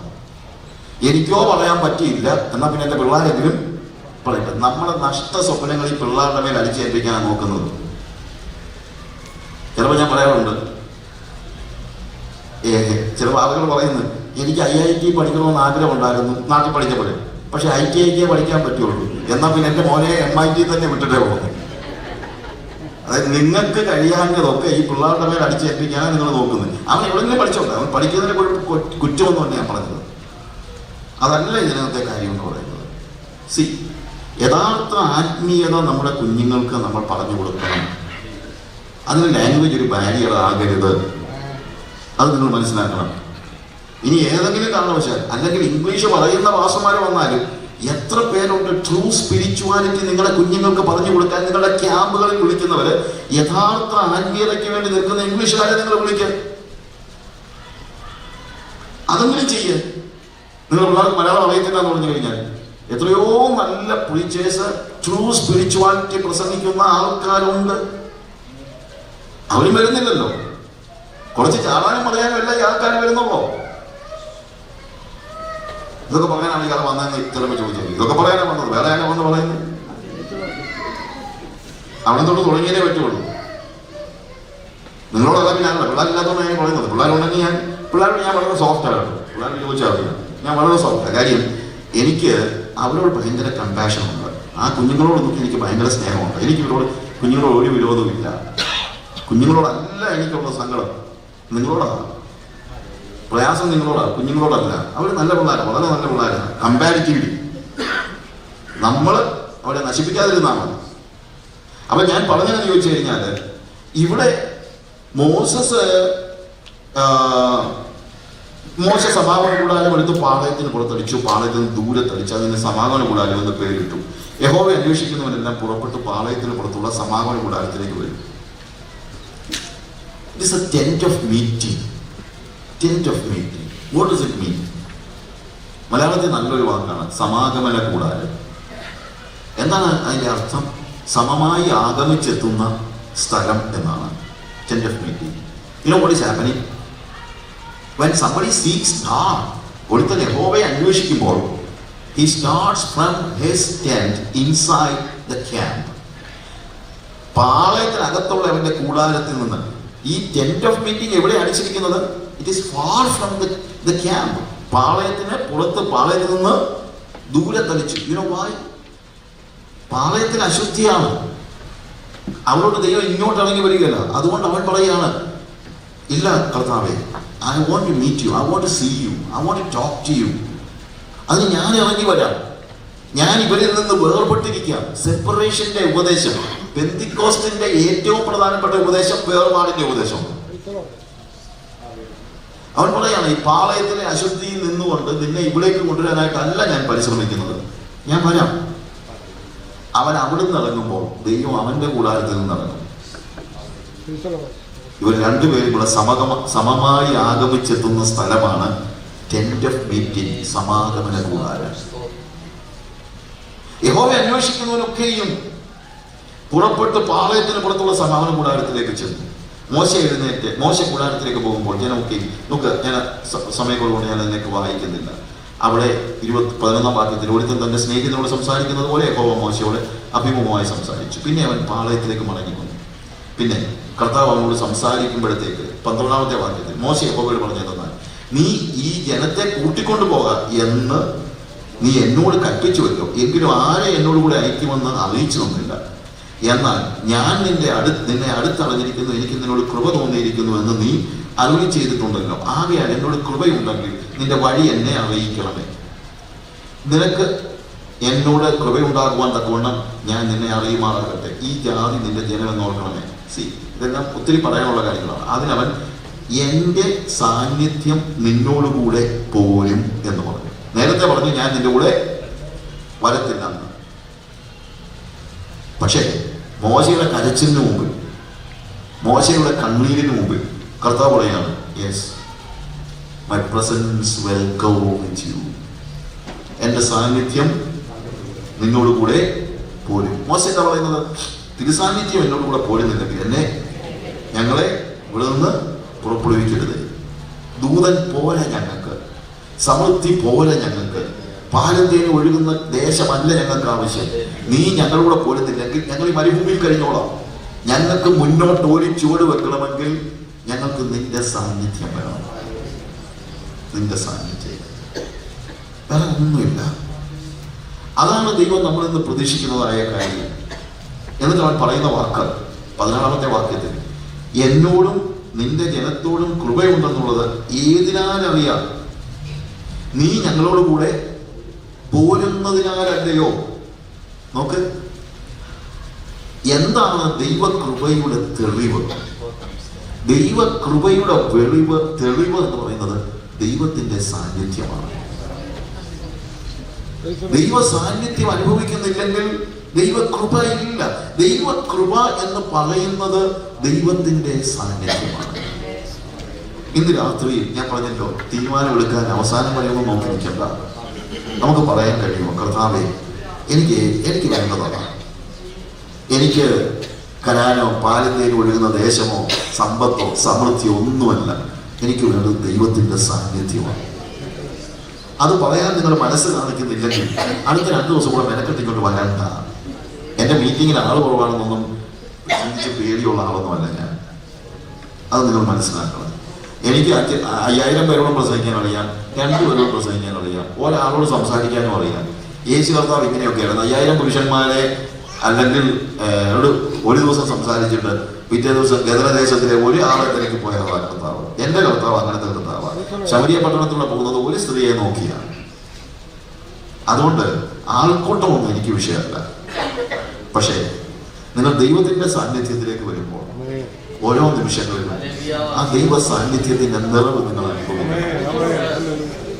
കർത്താവോട് പറയാം, കർത്താവെ, എങ്ങനെയാണ് നിനക്ക് എന്നോട് കൃപയുണ്ട് എന്ന് അറിയുന്നത്? എനിക്ക് 33ാമത്തെ വീട് വാങ്ങിക്കാൻ പറ്റുമ്പോഴല്ല, നിനക്ക് എന്നോട് കൃപയുണ്ടെന്ന് ഞാൻ അറിയുന്നത് നിന്റെ സാന്നിധ്യം എൻ്റെ കൂടെ പോരുമ്പോഴാണ്. നിന്റെ സാന്നിധ്യം എന്നോട് പറയുന്ന അങ്ങനെ. verse 16, you need to understand, you read this passage, even when you go home, just read this passage and underline it. If you are of the habit of underlining the scripture, you just do that. Go and do that. See, what makes us different from all the nations?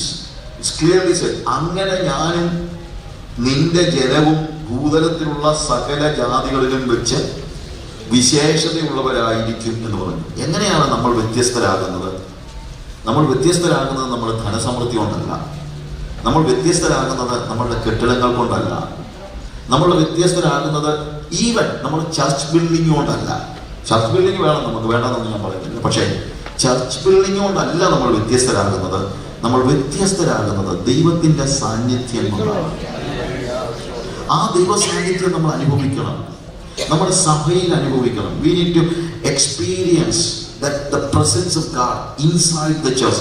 Even when people are coming from outside, we need to see that they are experiencing the presence of God. I used to tell my testimony what happened to me when I was only a 12-year-old boy. When I was coming to the church for the first time, it was not a church, it was only a house. Pastor T.C. ചോടെ വീടിന്റെ വരാന്തയിൽ ഞാനൊരു മീറ്റിങ്ങിൽ പോവാം. 3 ദൈവദാസന്മാർ എൻ്റെ വീട്ടിൽ വന്ന് എന്നെ മീറ്റിങ്ങിന് വിളിച്ചാൽ ഞാൻ പെന്തക്കോസ്തുകാരെന്ന് കേട്ടിട്ട് പോലും ഇല്ലാതെ നിന്ന ഒരാളാണ്. ഞാൻ താമസിക്കുന്ന കുളിയന്നൂരാണ്. ഡിയൂരൊക്കെ കുറച്ച് പെന്തക്കോസ്തുകാരാണ്. പക്ഷേ I was only a high school boy. I never heard something called Pentecostal, nothing like that. We had some brethren people in our village, including Pastor Emmy Chiriyan, അവരൊക്കെ കുളിയന്നൂരിലാണ്. അപ്പൊ അങ്ങനെയൊക്കെയാണ് ഒരു പെന്തക്കോസ്ത് യോഗം ആദ്യം നടക്കുന്നത്. ആ യോഗത്തിന് 3 പേര്, ഇവിടെ ഫിലദൽഫിയ ശുശ്രൂഷിക്കുന്ന ചെറിയാൻ പി ചെറിയാനും കർണാടക ITCയിലെ KS ജോസഫും TS അപ്പച്ചൻ്റെ മരുമകനും ഷായിച്ചാനും, ഇവർ 3 പേരും കൂടാണ് എൻ്റെ വീട്ടിൽ ആദ്യം വരുന്നത്. വന്ന് ട്രാക്ട് തന്നു. I was reading a lot of books even when I was 12 years old, and they have given me some Christian literature, and they asked me to attend a service in the evening. I thought of just going just because of curiosity, nothing else. നമ്മൾ ഈ curiosity എന്ന് പറയുമല്ലോ, ഇവരെന്തുമായി പറയുന്നതെന്ന് അറിയാൻ വേണ്ടി. I just went inside. ഞാൻ പറഞ്ഞല്ലോ, it's not a church hall, nothing like that. ഒരു വീട്, അതിൻ്റെ വരാന്തയിൽ നടക്കുന്ന മീറ്റിംഗ്. ഞാൻ അവിടെ നോക്കി, അവിടെ കസേരയൊന്നുമില്ല, നേരെ താഴെ ഇരിക്കണം. താഴോട്ട് ഇരിക്കാൻ തുടങ്ങിയപ്പം ഞാൻ അങ്ങോട്ടും ഇങ്ങോട്ടൊക്കെ ആളുകളുടെ മുഖത്തൊക്കെ ഒന്ന് നോക്കി. മുഖത്ത് നോക്കിയപ്പോഴത്തേക്ക് you know what I felt? I felt all these people are holy people and I am the only sinner. And I started crying. I didn't want to cry in public, so I went outside. ഞാൻ പുറത്ത് പോയിട്ട് പൊട്ടിക്കരയാൻ തുടങ്ങി. എനിക്ക് എന്താ പറയണമെന്ന് അറിയത്തില്ല. ഞാനൊരു പാപിയാണ്, ദൈവമേ ഞാനൊരു പാപിയാണ്, ഇത്ര എനിക്ക് പറയാനെത്തുള്ളൂ. I was crying because I felt the presence of God in that congregation. And I came back. I attended the meeting. ഞാൻ അവസാനം തീർന്നപ്പോൾ അവരോട് ചോദിച്ചു, യു സി, നിങ്ങൾക്കൊക്കെ എന്നെ ഇത്ര സന്തോഷം, എനിക്ക് സന്തോഷമില്ലല്ലോ.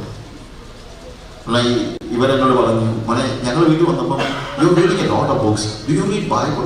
നമ്മൾ സംടൈംസ്, വെറുതെ സംടൈംസ് ഒന്നും ഇല്ല, ഒന്നും വായിക്കാനൊന്നും ഇല്ല. അപ്പോൾ അവരെന്നോട് പറഞ്ഞു, start reading Bible, God will talk to you. You know what happened? In 2.5 months, I read almost all the Bible. And God started speaking to me. അന്ന് തുടങ്ങിയതാണ് ഈ വായന. ഇതുവരെ എനിക്ക് ആവേശം പോയിട്ടില്ല. ദൈവം എന്നോട് സംസാരിക്കുന്നു. When I read Bible, God speaks to me. പക്ഷെ ഞാൻ പറഞ്ഞതെന്ന് ചോദിച്ചു കഴിഞ്ഞാൽ, എന്തായിരുന്നു ആ ചർച്ചിന്റെ ഡിഫറൻസ്? മർത്തോമ പള്ളിയിൽ ഇല്ലാത്തത് എന്താ അവിടെ ഉണ്ടായിരുന്നത്? അല്ലെ ഓർത്തഡോക്സ് പള്ളിയിൽ ഇല്ലാത്തത് എന്താ അവിടെ ഉണ്ടായിരുന്നത്? ദൈവ സാന്നിധ്യം. You understand what I say? ദൈവ സാന്നിധ്യം. ഒരു ചർച്ചിൽ ആവശ്യമുള്ളതെന്ന് പറയുന്നത് ദൈവ സാന്നിധ്യമാണ്. അതാണ് നമ്മുടെ സഭയെ വ്യത്യസ്തമാക്കുന്നത്. നമ്മുടെ ഭവനത്തെ വ്യത്യസ്തമാക്കേണ്ടത് അതാ.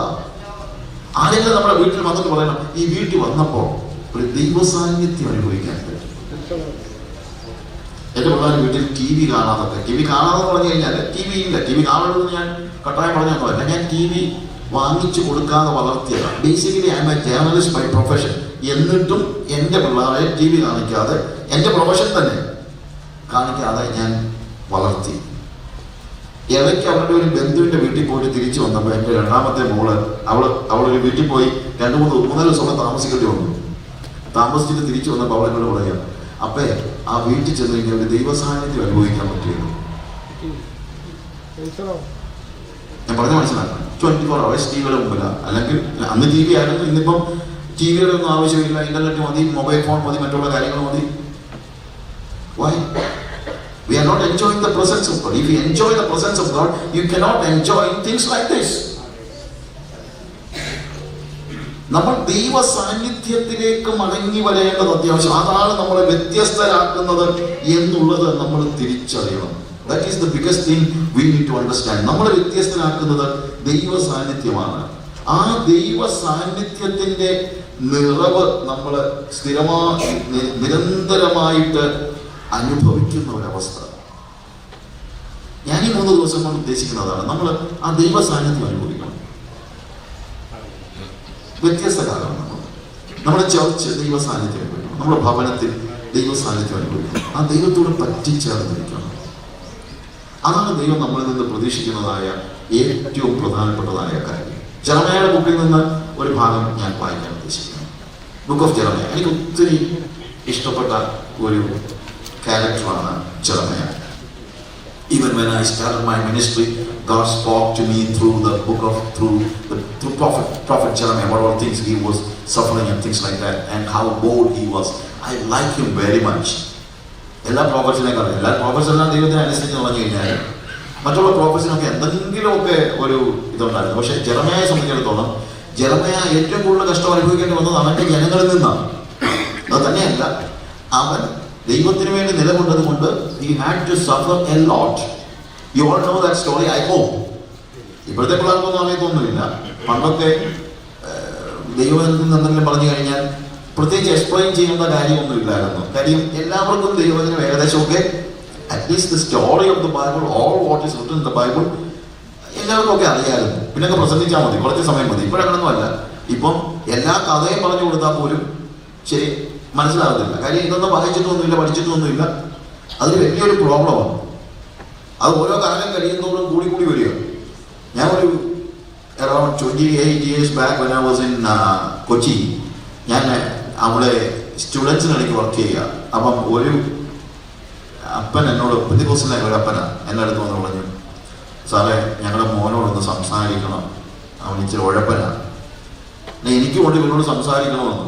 പക്ഷേ ഇവൻ സംസാരിക്കാനൊന്ന് നിന്ന് തന്നിട്ട് വേണ്ടായോ നമ്മൾ സംസാരിക്കാൻ. അവനെന്നെ കാണുമ്പോൾ തന്നെ ഹായ് അങ്കിൾ എന്നല്ല പറയുന്നത്, ബായ് അങ്കിൾ എന്നാണ്.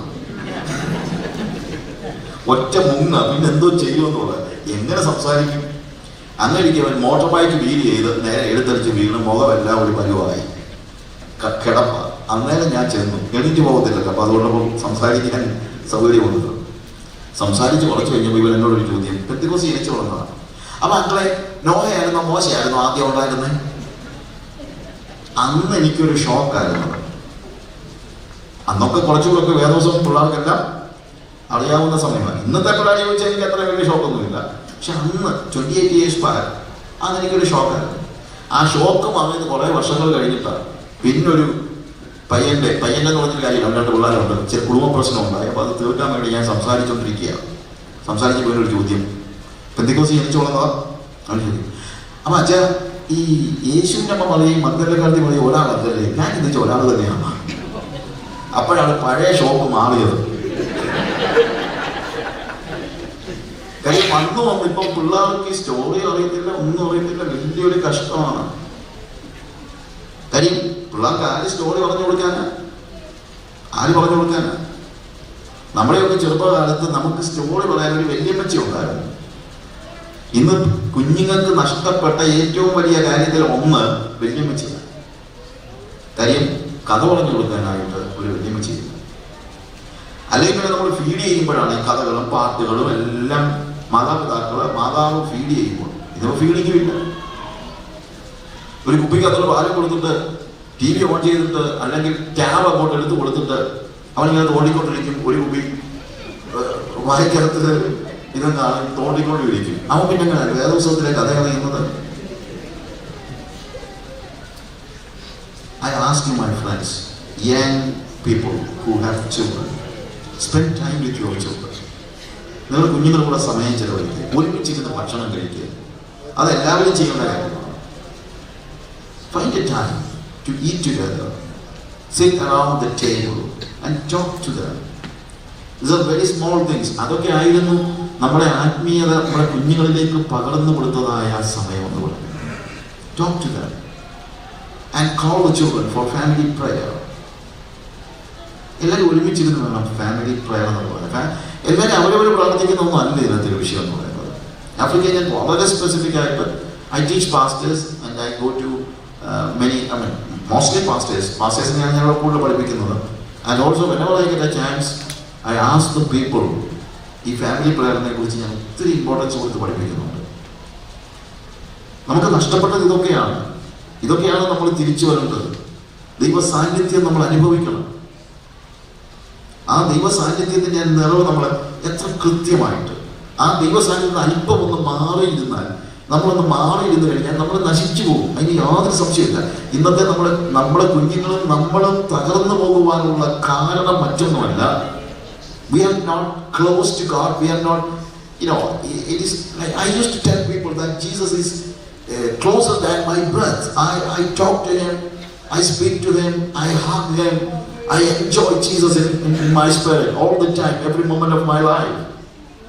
ഓരോ നിമിഷങ്ങളിലും ഞാൻ എൻ്റെ കർത്താവിൻ്റെ സാന്നിധ്യം അനുഭവിക്കുന്നുണ്ട്. അതെനിക്ക് മാത്രമുള്ള സ്പെഷ്യാലിറ്റി ഒന്നുമല്ല, എനിക്ക് ദൈവം പ്രത്യേകിച്ച് വന്ന വരമൊന്നുമല്ല. ഇത് അവന്റെ രക്തത്താൽ വീണ്ടെടുക്കപ്പെട്ട എല്ലാവർക്കുമായി ദൈവം കൊടുത്തിരിക്കുന്നതാണ്. ദൈവ സാന്നിധ്യത്തിന്റെ അത് വരമല്ല. ഈ ദൈവ സാന്നിധ്യം എന്ന് പറയുന്നത് കർത്താവ് ഓഫർ ചെയ്തിരിക്കുന്നത് സ്പെസിഫിക് ആയിട്ട് കാരിസ്മാറ്റിക് ഗിഫ്റ്റ്സ് ഉള്ളവർക്കോ മിഷണറിമാർക്കോ ചിലരുടെ ഉണ്ട്. മിഷണറിമാർക്ക് സ്പെഷ്യൽ ഗിഫ്റ്റ് ഉണ്ടെന്ന്. അങ്ങനൊന്നുമല്ല. മിഷണറിമാർക്ക് കമ്മിറ്റ്മെന്റ് മതി എന്നായിരിക്കും പറയുന്നത്. അങ്ങനൊന്നുമല്ല. These are things that should be done by everybody. ഇത് എപ്പോഴും എല്ലാവർക്കും, all those who are following Jesus, all those who are disciples of Jesus. Believers എന്നുള്ള വാക്ക് തന്നെ ഞാൻ പറയുന്നില്ല. യേശുവിന്റെ ശിഷ്യനാണോ നിങ്ങൾ? യേശുവിന്റെ കൂടെ നടക്കും, യേശുവിനോട് ചേർന്ന് നടക്കും, യേശുവിന്റെ സാന്നിധ്യം നിങ്ങൾ അനുഭവിക്കും. ഒരു കാര്യം ഞാൻ പറയാം, എന്തുകൊണ്ടാണ് നമ്മുടെ സകല പരാജയങ്ങളുടെയും കാരണം അറിയാമോ? We are not enjoying the presence of God. ദൈവ സാന്നിധ്യം അനുഭവിക്കാത്തതാണ് നമ്മുടെ സകലവിധ പ്രശ്നങ്ങളുടെയും കാരണമായിട്ട് നമുക്ക് മനസ്സിലാക്കാൻ കഴിയുന്നത്. അതിൽ നിന്ന് അല്പം ഒന്ന് മാറിയിരുന്നാൽ മതി. You know what is happening? You are losing everything. അതുകൊണ്ടാണ് ഞാൻ പറഞ്ഞത്, ഇത് നമ്മൾ പ്രാക്ടീസ് ചെയ്യണം. ദൈവ സാന്നിധ്യം അതിവിടെ മാത്രം പോരാ, ചർച്ചിൽ മാത്രം പോരാ. പലപ്പോഴും ഉണ്ടാകുന്ന വലിയൊരു പ്രോബ്ലമാണ്. നമ്മൾ സഭകളിൽ ഒരു പക്ഷെ വരുമ്പോഴത്തേക്ക് പാട്ടൊക്കെ പാടി നല്ലൊരു ആരാധനയും മറ്റുള്ള കാര്യങ്ങളൊക്കെ, പക്ഷെ ഇറങ്ങിക്കഴിഞ്ഞിട്ട് നമ്മൾ ദൈവസാന്നിധ്യം അനുഭവിക്കുന്നുണ്ടോ? നമ്മുടെ നാട്ടിലൊക്കെ നമ്മൾ ചെരുപ്പ് ഊരിയിട്ടാണ് അകത്തോട്ട് കയറുന്നത്. അകത്ത് കയറി കഴിഞ്ഞാൽ എല്ലാവരും വിശ്വസില്ല. തിരിച്ചു പോകുമ്പോൾ അതേ ചെരുപ്പ് ഇട്ടുകൊണ്ട് തന്നെ പുറത്തോട്ട് പോകും. ഇതേപോലെ അകത്തോട്ട് കയറുമ്പോൾ വേറൊരാളും തിരിച്ചു പോകുമ്പോൾ പഴയ ആളും ആകുന്നതല്ല സ്പിരിച്വാലിറ്റി. അകത്ത് കയറി നമ്മൾ കാണിക്കുന്നതെല്ലാം റിലീജിയനാണ് പലപ്പോഴും. There is a big difference. ഈ കാലയളവിൽ ഞാൻ ഒത്തിരി എംഫസൈസ് ചെയ്ത് പറയുന്നൊരു കാര്യമുണ്ട്. There is a big difference between religiosity and spirituality. And many times even Pentecostals, they are following not spirituality, they follow religiosity. അത് പറഞ്ഞാൽ ഇഷ്ടപ്പെടുന്ന എനിക്ക് വിഷയമാണ്. That's a fact. ഒരു ദിവസം പുള്ളിയുടെ IPC ഞാൻ സാക്ഷി പറഞ്ഞപ്പോൾ ഞാൻ പറഞ്ഞു, കഴിഞ്ഞ കാലങ്ങളിലേക്ക് തിരിഞ്ഞു നോക്കുമ്പോൾ, കുറെ വർഷം മുമ്പാണ് പറഞ്ഞത്, ഇപ്പം ഞാൻ 44 വർഷമായിട്ട് ഞാൻ കർത്താവിനെ അറിഞ്ഞു വന്നു. 5 വർഷം മുമ്പ് ഞാൻ പറഞ്ഞതാണ്, 40 വർഷം മുമ്പ് മർത്തോമാ സമുദായത്തിൽ നിന്നും പെന്തിക്കോസ്ത് സമുദായത്തിലേക്ക് വരുവാനിടയായി എന്ന് ഇപ്പൊ എനിക്ക് പറയാൻ പറ്റുന്നു. അല്ലാതെ എന്തോ വ്യത്യാസം അവിടെ, എന്ത് വ്യത്യാസം? അതിനല്ല കർത്താവ് നമ്മളെ വിളിച്ചിരിക്കുന്നത്. റിലീജിയൻ അല്ല നമുക്ക് ആവശ്യം. നല്ല റിലീജിയൻ ആയിക്കഴിഞ്ഞു. റിലീജിയനിൽ ഇതെല്ലാം ഉണ്ട്. ഞാൻ പല കാര്യങ്ങളും എക്സ്പ്ലെയിൻ ചെയ്യുന്നൊരു കാര്യം, നമുക്ക് തന്നെ മനസ്സിലാകാത്ത ഒത്തിരി പ്രോബ്ലംസ് ഉണ്ട് ഇതിനകത്ത്. എന്ന് ചോദിച്ചു കഴിഞ്ഞാൽ റിലീജിയസ് ഒബ്സർവൻസസ് നമുക്കും ഉണ്ട്, ഹിന്ദുക്കൾക്കും ഉണ്ട്, മുസ്ലിങ്ങൾക്കും ഉണ്ട്, എല്ലാവർക്കും ഉണ്ട്. ഈ റിലീജിയൻ നമുക്കൊരു സംതൃപ്തി നമ്മുടെ സോളിൽ തരും. സോൾ, സ്പിരിറ്റിലല്ല, സോൾ. നമ്മുടെ ബോഡി നീഡ്സ് ഉണ്ട്, നമ്മുടെ സോളിന്റെ നീഡ്സ് ഉണ്ട്, നമ്മുടെ സ്പിരിറ്റിന്റെ നീഡ്സ് ഉണ്ട്. നമ്മുടെ ബോഡി നീഡ്സ് ആണ് നമ്മുടെ ഫുഡ്, നമ്മുടെ ലോട്ട് ഓഫ് തിങ്സ്. നമുക്ക് തണുക്കണമെങ്കിൽ നമുക്കൊരു വസ്ത്രം വേണം, അല്ലെങ്കിൽ lot of things are body needs. Soul അങ്ങനെയല്ല. സോൾ എന്ന് പറഞ്ഞാൽ അതിന്റെ ഹയർ ഒരു ഗ്രേഡിലാണ്. അവിടെയാണ് നമ്മുടെ വിചാരങ്ങളും വികാരങ്ങളും എല്ലാം വില്ലും volition, everything happens in the soul realm. അവിടെ നമുക്ക് we need kind of what is knowledge നമുക്ക് വേണം. നമുക്ക് എല്ലാം അറിയാനുള്ള ആഗ്രഹമുണ്ട്. അറിയാനുള്ള ആഗ്രഹം ബോഡിയുടെ നീഡല്ല, അറിയാനുള്ള ആഗ്രഹം എന്തിൻ്റെയാണ്? നമ്മുടെ ദേഹിയുടെ നീഡാണ്. അത് സ്പിരിറ്റിന്റെ എന്ന് പറയാൻ പറ്റില്ല, അത് ദേഹിയുടെ നീഡാണ്. പഠിക്കണം, നമുക്കൊന്നുകൂടെ പഠിക്കാൻ. നമ്മളെന്നുള്ള പുസ്തകം വായിക്കുന്നത്, പുസ്തകം വായിക്കുമ്പോൾ അറിയണം. അത് നമ്മുടെ ബോഡിയുടെ നീഡല്ല, എന്താണ്? നമ്മുടെ ദേഹിയുടെ നീഡാണ്. എന്റർടൈൻമെന്റ്, നമ്മളെന്തിനാണ് TV കാണുന്നത്? നമ്മുടെ ശരീരത്തിന് വേണ്ടിയല്ല TV കാണുന്നത്. അല്ലെങ്കിൽ നമ്മളെന്തിനാണ് ടാബിനകത്ത് ഒരു സാധനം കാണുന്നത്? എന്തുകൊണ്ടാണ് നമ്മൾ പാട്ട് പാടുന്നത്? ഓരോ കാര്യങ്ങളും നമ്മൾ ചെയ്യുന്നത് നമ്മുടെ ദേഹിയെ സന്തോഷിപ്പിക്കാൻ വേണ്ടിയാണ്. അത് വേണം, അത് തെറ്റാണെന്ന് ഞാൻ പറയുന്നത്. Education is needed, knowledge is needed, entertainment is needed. I am not against all those things. But spirit is more than that. It is സോളിന്റെ മറ്റൊരു പ്രത്യേകത എന്ന് വെച്ച് കഴിഞ്ഞാൽ even soul needs religion. Because man is created in the image and likeness of God, so every man has a craving for worship. അത് ഹിന്ദുവിനും ഉണ്ട്, മുസ്ലിമിനും ഉണ്ട്, ക്രിസ്ത്യാനിക്കും ഉണ്ട്. വർഷിപ്പിന് വേണ്ടിയുള്ള ഒരു ക്രേവിംഗ്, ഒരു ദാഹം, ഒരു മോഹം, അതെല്ലാവർക്കും ഉണ്ട്. അതിനെ സാറ്റിസ്ഫൈ ചെയ്യാനായിട്ട് റിലീജിയൻ കൊടുത്താൽ മതി. വർഷിപ്പിന് വേണ്ടിയുള്ള ദേഹിയുടെ മോഹത്തെ സാറ്റിസ്ഫൈ ചെയ്യാൻ നമ്മൾ എന്ത് കൊടുത്താൽ മതി? റിലീജിയൻ കൊടുത്താൽ മതി. അത് നമ്മൾ ചിലപ്പോൾ പെന്തിക്കോസിനും കൊടുക്കും റിലീജിയൻ. എന്നിട്ട് നമ്മുടെ ദേഹി സാറ്റിസ്ഫൈഡ് ആണ്. We are singing songs, maybe we are clapping hands and we are dancing. Many times, you know what happens? We are satisfying our soul. അത് എരുമേലി പേട്ടതുള്ളപ്പോഴും നമുക്ക് ഇതുപോലുള്ളൊരു സാറ്റിസ്ഫാക്ഷൻ കിട്ടും. ഞാൻ ചിരിക്കാൻ വേണ്ടി പറഞ്ഞൊരു കാര്യമല്ല.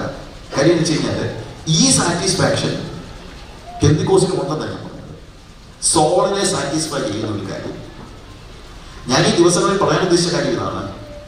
എപ്പോഴും നമ്മളെ വഴിതെറ്റിക്കുന്നതായ ഒരു പൈശാചിക തന്ത്രമുണ്ട്.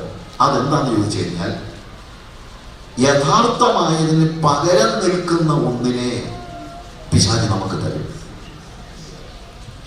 അത് കിട്ടുമ്പോൾ നമ്മൾ സാറ്റിസ്ഫൈഡ് ആയി പോകും. അതുപോലെ ഒന്നാണ് ഒരു വ്യാജ ആത്മീയത എന്ന് വേണമെങ്കിൽ മലയാളത്തിൽ പറയാം. Pseudo spirituality. സ്യൂഡോ സ്പിരിച്വാലിറ്റി എന്ന് പറയുമ്പോൾ it is not wrong spirituality, but it is something that stands for the true spirituality. യഥാർത്ഥ ആത്മീയതയ്ക്ക് പകരം നിൽക്കുന്ന ഒന്ന് തന്നുകൊണ്ട് നമ്മളുടെ സോളിനെ സാറ്റിസ്ഫൈ ചെയ്യാൻ പിശാച് പരിശ്രമിക്കും. You get my point? എന്നാൽ ഇതിനപ്പുറത്താണ് സ്പിരിറ്റ്, ആത്മാവ്. ഈ ആത്മാവിനെ റിലിജിയൻ കൊണ്ട് സാറ്റിസ്ഫൈ ചെയ്യാൻ കഴിയില്ല. എന്താണെന്നറിയാമോ? ആത്മാവിന് ഒറ്റ കാര്യമേ ആഗ്രഹമുള്ളൂ. എന്താണെന്നറിയാമോ? ആത്മാവായ ദൈവവുമായിട്ടുള്ള സംസർഗം. റിലിജിയൻ കൊണ്ട് ആത്മാവിനെ നിങ്ങൾക്ക് സാറ്റിസ്ഫൈ ചെയ്യാൻ കഴിയില്ല. പക്ഷേ ദൈവ സാമീപ്യം, ദൈവ സാന്നിധ്യം കൊണ്ട്, ദൈവ സംസർഗം കൊണ്ട് മാത്രമേ ആത്മാവിനെ നമുക്ക് സംതൃപ്തമാക്കാനായിട്ട് പറ്റത്തുള്ളൂ. അതുകൊണ്ടാണ് നീർത്തോടുകളിലേക്ക് ചെയ്യുവാൻ കാക്ഷിക്കുന്നത്. എൻ്റെ ആത്മാവ് നിന്നോട് ചെയ്യുവാൻ കാക്ഷിക്കുന്നു. ജീവനുള്ള ദൈവത്തിനായി തന്നെ കാക്ഷിക്കുന്നു. അവന്റെ മോഹം റിലിജൻ അല്ല, അവന്റെ മോഹം പാട്ടല്ല. പാട്ട് അവന്റെ ഒരു എക്സ്പ്രഷൻ മാത്രമാണ്, അവന്റെ മോഹമല്ല. ഞാൻ പറയുന്ന കാര്യങ്ങൾ എപ്പോഴും പറയുന്ന കാര്യങ്ങളല്ലാത്തത് കൊണ്ട് ശ്രദ്ധിച്ചില്ലെങ്കിൽ നിങ്ങൾ അപകടം പറ്റും. അതുകൊണ്ടാണ് പറഞ്ഞത്. ഞാൻ 2 ദിവസങ്ങൾ ഉള്ളത് കൊണ്ടാണ് ഇത് ആദ്യം തന്നെ പറഞ്ഞത്. എന്നാന്ന് ചോദിച്ചു കഴിഞ്ഞാൽ, എന്തെങ്കിലും സംശയം ഉണ്ടെങ്കിൽ സംശയവുമായിട്ട് നിങ്ങൾ വെറുതെ ഇരിക്കരുത്, അതങ്ങ് പോയി പറയുകയും ചെയ്യരുത്. എന്തെങ്കിലും ഉണ്ടെങ്കിൽ നിങ്ങൾക്ക് എന്നോട് ചോദിക്കാം. അതുകൊണ്ട് ഞാൻ പറയുന്നത്, പാട്ട് പാടുന്നത് ഈ ആത്മസംതൃപ്തിയുടെ ഒരു എക്സ്പ്രഷൻ മാത്രമായിരിക്കണം, അല്ലാതെ സോളിനെ സാറ്റിസ്ഫൈ ചെയ്യാനായിട്ട് മാത്രം പാട്ട് പാടുന്നത്. ആത്മസംയോഗത്തിൽ നിന്നായിരിക്കണം പാട്ടുണ്ടാക്കുന്നത്, അല്ലാതെ പാട്ട് പാടി ആത്മസംയോഗം ഉണ്ടാകത്തില്ല. ഇന്ന് പറ്റുന്ന പ്രോബ്ലം എന്ന് ചോദിച്ചു കഴിഞ്ഞാല്, we are giving much importance for singing, dancing and all kind of things. Even without a proper communion with God, you can do all these things. എന്നാൽ അതേസമയം ആത്മസംസർഗം ഉള്ളവൻ പാട്ട് പാടിയെന്നിരിക്കും. ആത്മസംസർഗത്തിൽ നമ്മൾ പാട്ട് പാടും, ആത്മസംസർഗത്തിൽ ചിലപ്പോൾ ഡാൻസ് ചെയ്തിരിക്കും. പക്ഷേ ആത്മസംസർഗം ഇല്ലാതെ പാട്ട് പാടിയാൽ നമ്മളെ ദേഹി സംതൃപ്തമാകും, ആത്മാവ് പട്ടിണി കിടക്കും. കാര്യം ആത്മാവിനെ സാറ്റിസ്ഫൈ ചെയ്യാനായിട്ട് ഒരൊറ്റ കാര്യമേ ഉള്ളൂ, ആത്മാവാകുന്ന ദൈവവുമായിട്ടുള്ള സംസർഗം. ഏകദേശം നിങ്ങൾ ക്ലിയർ ആയെന്ന് ഞാൻ ചിന്തിക്കുന്നു. ഏകദേശം എല്ലാം അല്ലാതെ നിങ്ങൾ തന്നെ ആലോചിച്ച് നോക്ക്. This is exactly what we need to understand. So Satan is happy when he is satisfying the soul with religion. If you are not in communion with the Holy God the Spirit, he is okay. അവന് ഒരു പ്രശ്നമില്ല. നിങ്ങൾ എത്ര പാട്ട് പാടിയാലും ചാടിയാലും തുള്ളിയാലും ആരാധിച്ചാലും ആത്മസംസർഗം നടക്കുന്നില്ലെങ്കിൽ സാത്താൻ ഒരു വിഷയമില്ല. അവൻ കൂടെ നിന്ന് തരും. അവനും കൂടെ വേണമെങ്കിൽ കൂടെ കൂടി പാടും. ആരോടാണ് പറഞ്ഞ പോലെ, these days Satan is not persecuting the church, rather he is joining the church. പണ്ടൊക്കെ പെർസിക്യൂഷൻ ഉണ്ടായിരുന്നു, ഇപ്പൊ പെർസിക്യൂഷൻ അല്ല, അവനോട് കൂടെ കൂടിയേക്കുക. അത് സംഭവിക്കാതിരിക്കണമെങ്കിൽ നമ്മളെ ഈ ആത്മസംസർഗം, ദൈവവുമായിട്ടുള്ള കൂട്ടായ്മ, ദൈവ സാന്നിധ്യത്തിന്റെ തിരിച്ചറിവ്, ദൈവവുമായിട്ടുള്ള സംയോഗം, it is a union, a spiritual union with our God. അത് എക്സ്പീരിയൻസ് ചെയ്യണം, അതിലേക്ക് നമ്മുടെ കുഞ്ഞുങ്ങളെ നയിക്കണം. We need to lead our children to a personal encounter with Jesus, and we need to see that Jesus is inside them and Jesus is living inside them. When I am in perfect union with Jesus, you know what is happening? I no longer live. That's what Paul says. No longer I, but Christ lives in me. I'm crucified with Christ. ഇനി ജീവിക്കുന്നത് ഞാൻ അല്ല. You know why? Because I have a perfect union with Christ. So what happens? No longer I, but Christ lives in me. അപ്പൊ പിന്നെ എന്റെ ജീവിതത്തിലെ മുഴുവൻ പ്രവൃത്തികളും യേശുവിന്റെ പ്രവൃത്തിയാണ്. യേശുവാണ് പ്രവൃത്തി ചെയ്യുന്നത്. യേശുവിന് പ്രവൃത്തി ചെയ്യണമെങ്കിൽ ഈ യൂണിയൻ ഉണ്ടാകണം. ആ യൂണിയൻ ഉണ്ടാകണമെങ്കിൽ പറ്റിച്ചേർന്നിരിക്കണം. യോഹന്നാന്റെ സുവിശേഷത്തിൽ കർത്താവ് പറഞ്ഞൊരു വാക്യമുണ്ട്, abide in me and I will abide in you. എന്നിൽ വസിപ്പീൻ എന്നാൽ ഞാൻ നിങ്ങളിലും വസിക്കും. ഒറ്റ വാക്കിൽ ഒരു കൽപ്പനയും പ്രോമിസും കൂടെ ഒരുമിച്ച് പറഞ്ഞിരിക്കുന്ന വാക്യമാണ്. It is a commandment and it is a promise. What is the commandment? Abide in me. What is the promise? I will abide in you. So ആ abiding എക്സ്പീരിയൻസിലേക്കാണ് നമ്മൾ കടന്നു വരേണ്ടത്. ഇതാണ് ചർച്ചിൽ പഠിപ്പിക്കേണ്ടത്. അതായത് ബാക്കിയുള്ള കാര്യങ്ങളല്ല. അതിനിപ്പോ ഇംഗ്ലീഷ് ആണെങ്കിലും മലയാളം ആണെങ്കിലും എന്താണെങ്കിലും പ്രശ്നമില്ല. പക്ഷെ ചോദ്യം ഇതാണ്, you can worship in English or in Malayalam or any other language, I don't care. But I'm asking you only one thing. Do you have a perfect union with the Spirit God? ആത്മാവാകുന്ന ദൈവവുമായിട്ട് നിങ്ങൾക്ക് ഒരു സംയോഗമുണ്ടോ?